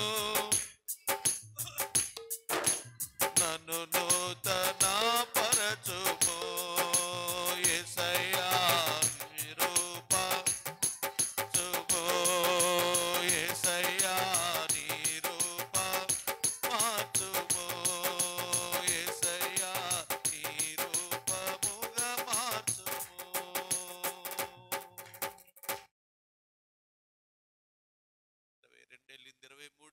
23 సంవత్సరాలు దొర్లుకుంటూ వెళ్ళిపోతున్నాయి, గతించిపోతున్నాయి. నాయన నన్ను నూతన పరుచయ్యా, నూతన ఆత్మ నాలో పుట్టించయ్యా, నూతన స్వభావం నాలో కలుగచేయి నాయన. పాతవన్నీ గతించి సమస్తము నూతనమవునట్లుగా నీ ఆత్మ కార్యాన్ని అంతరంగంలో బహుబలముగా జరిగించుతుంది.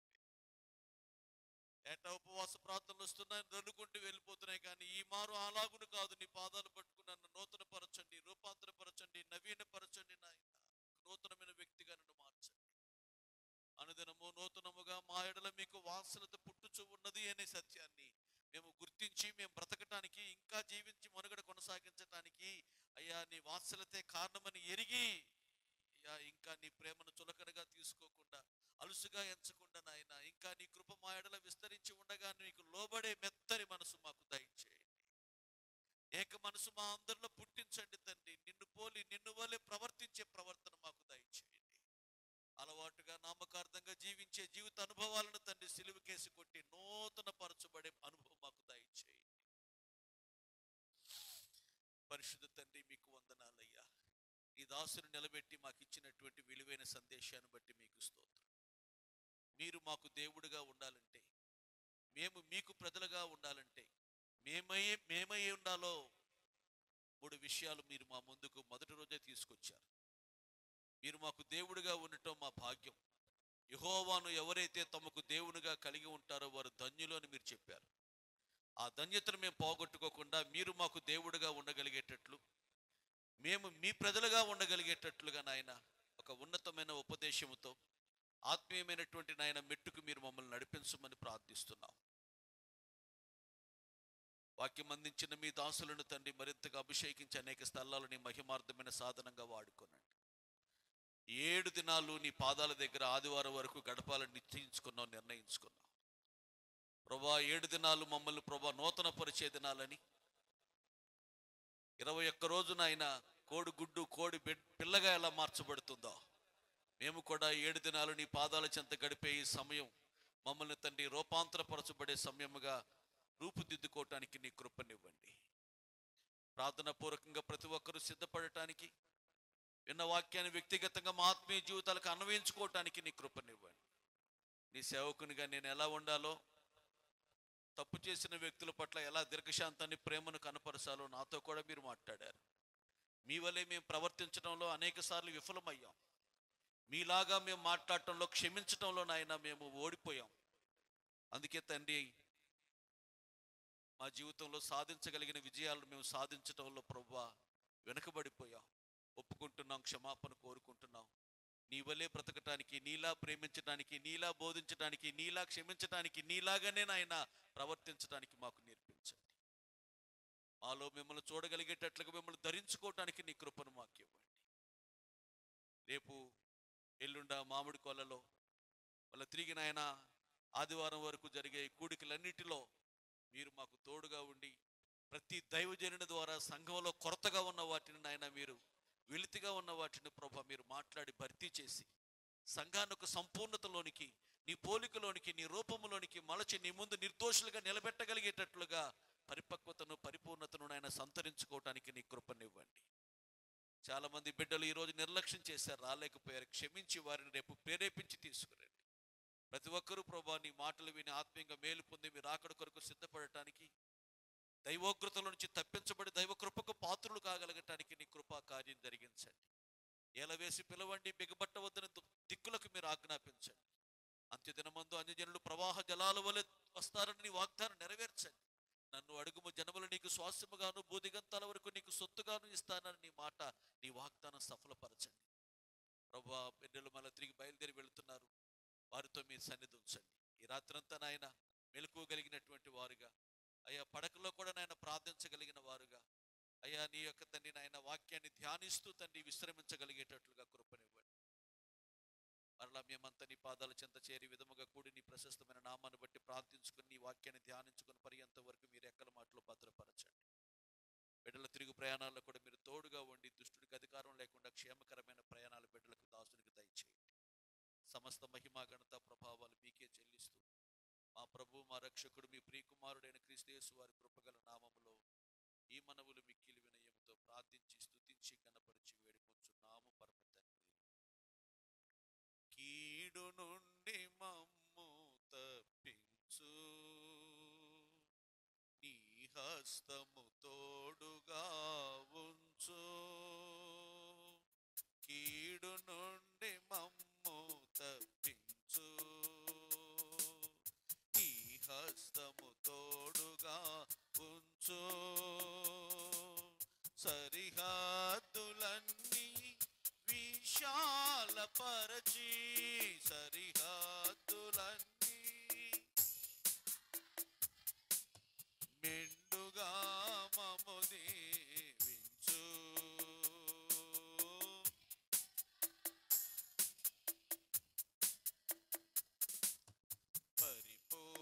పరిపూర్ణమైన యేసు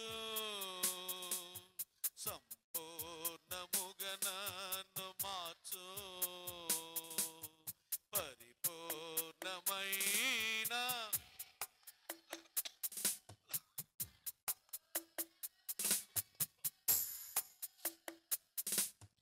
నీ పోలిక, నీ రూపము మాకు దయచేయుము.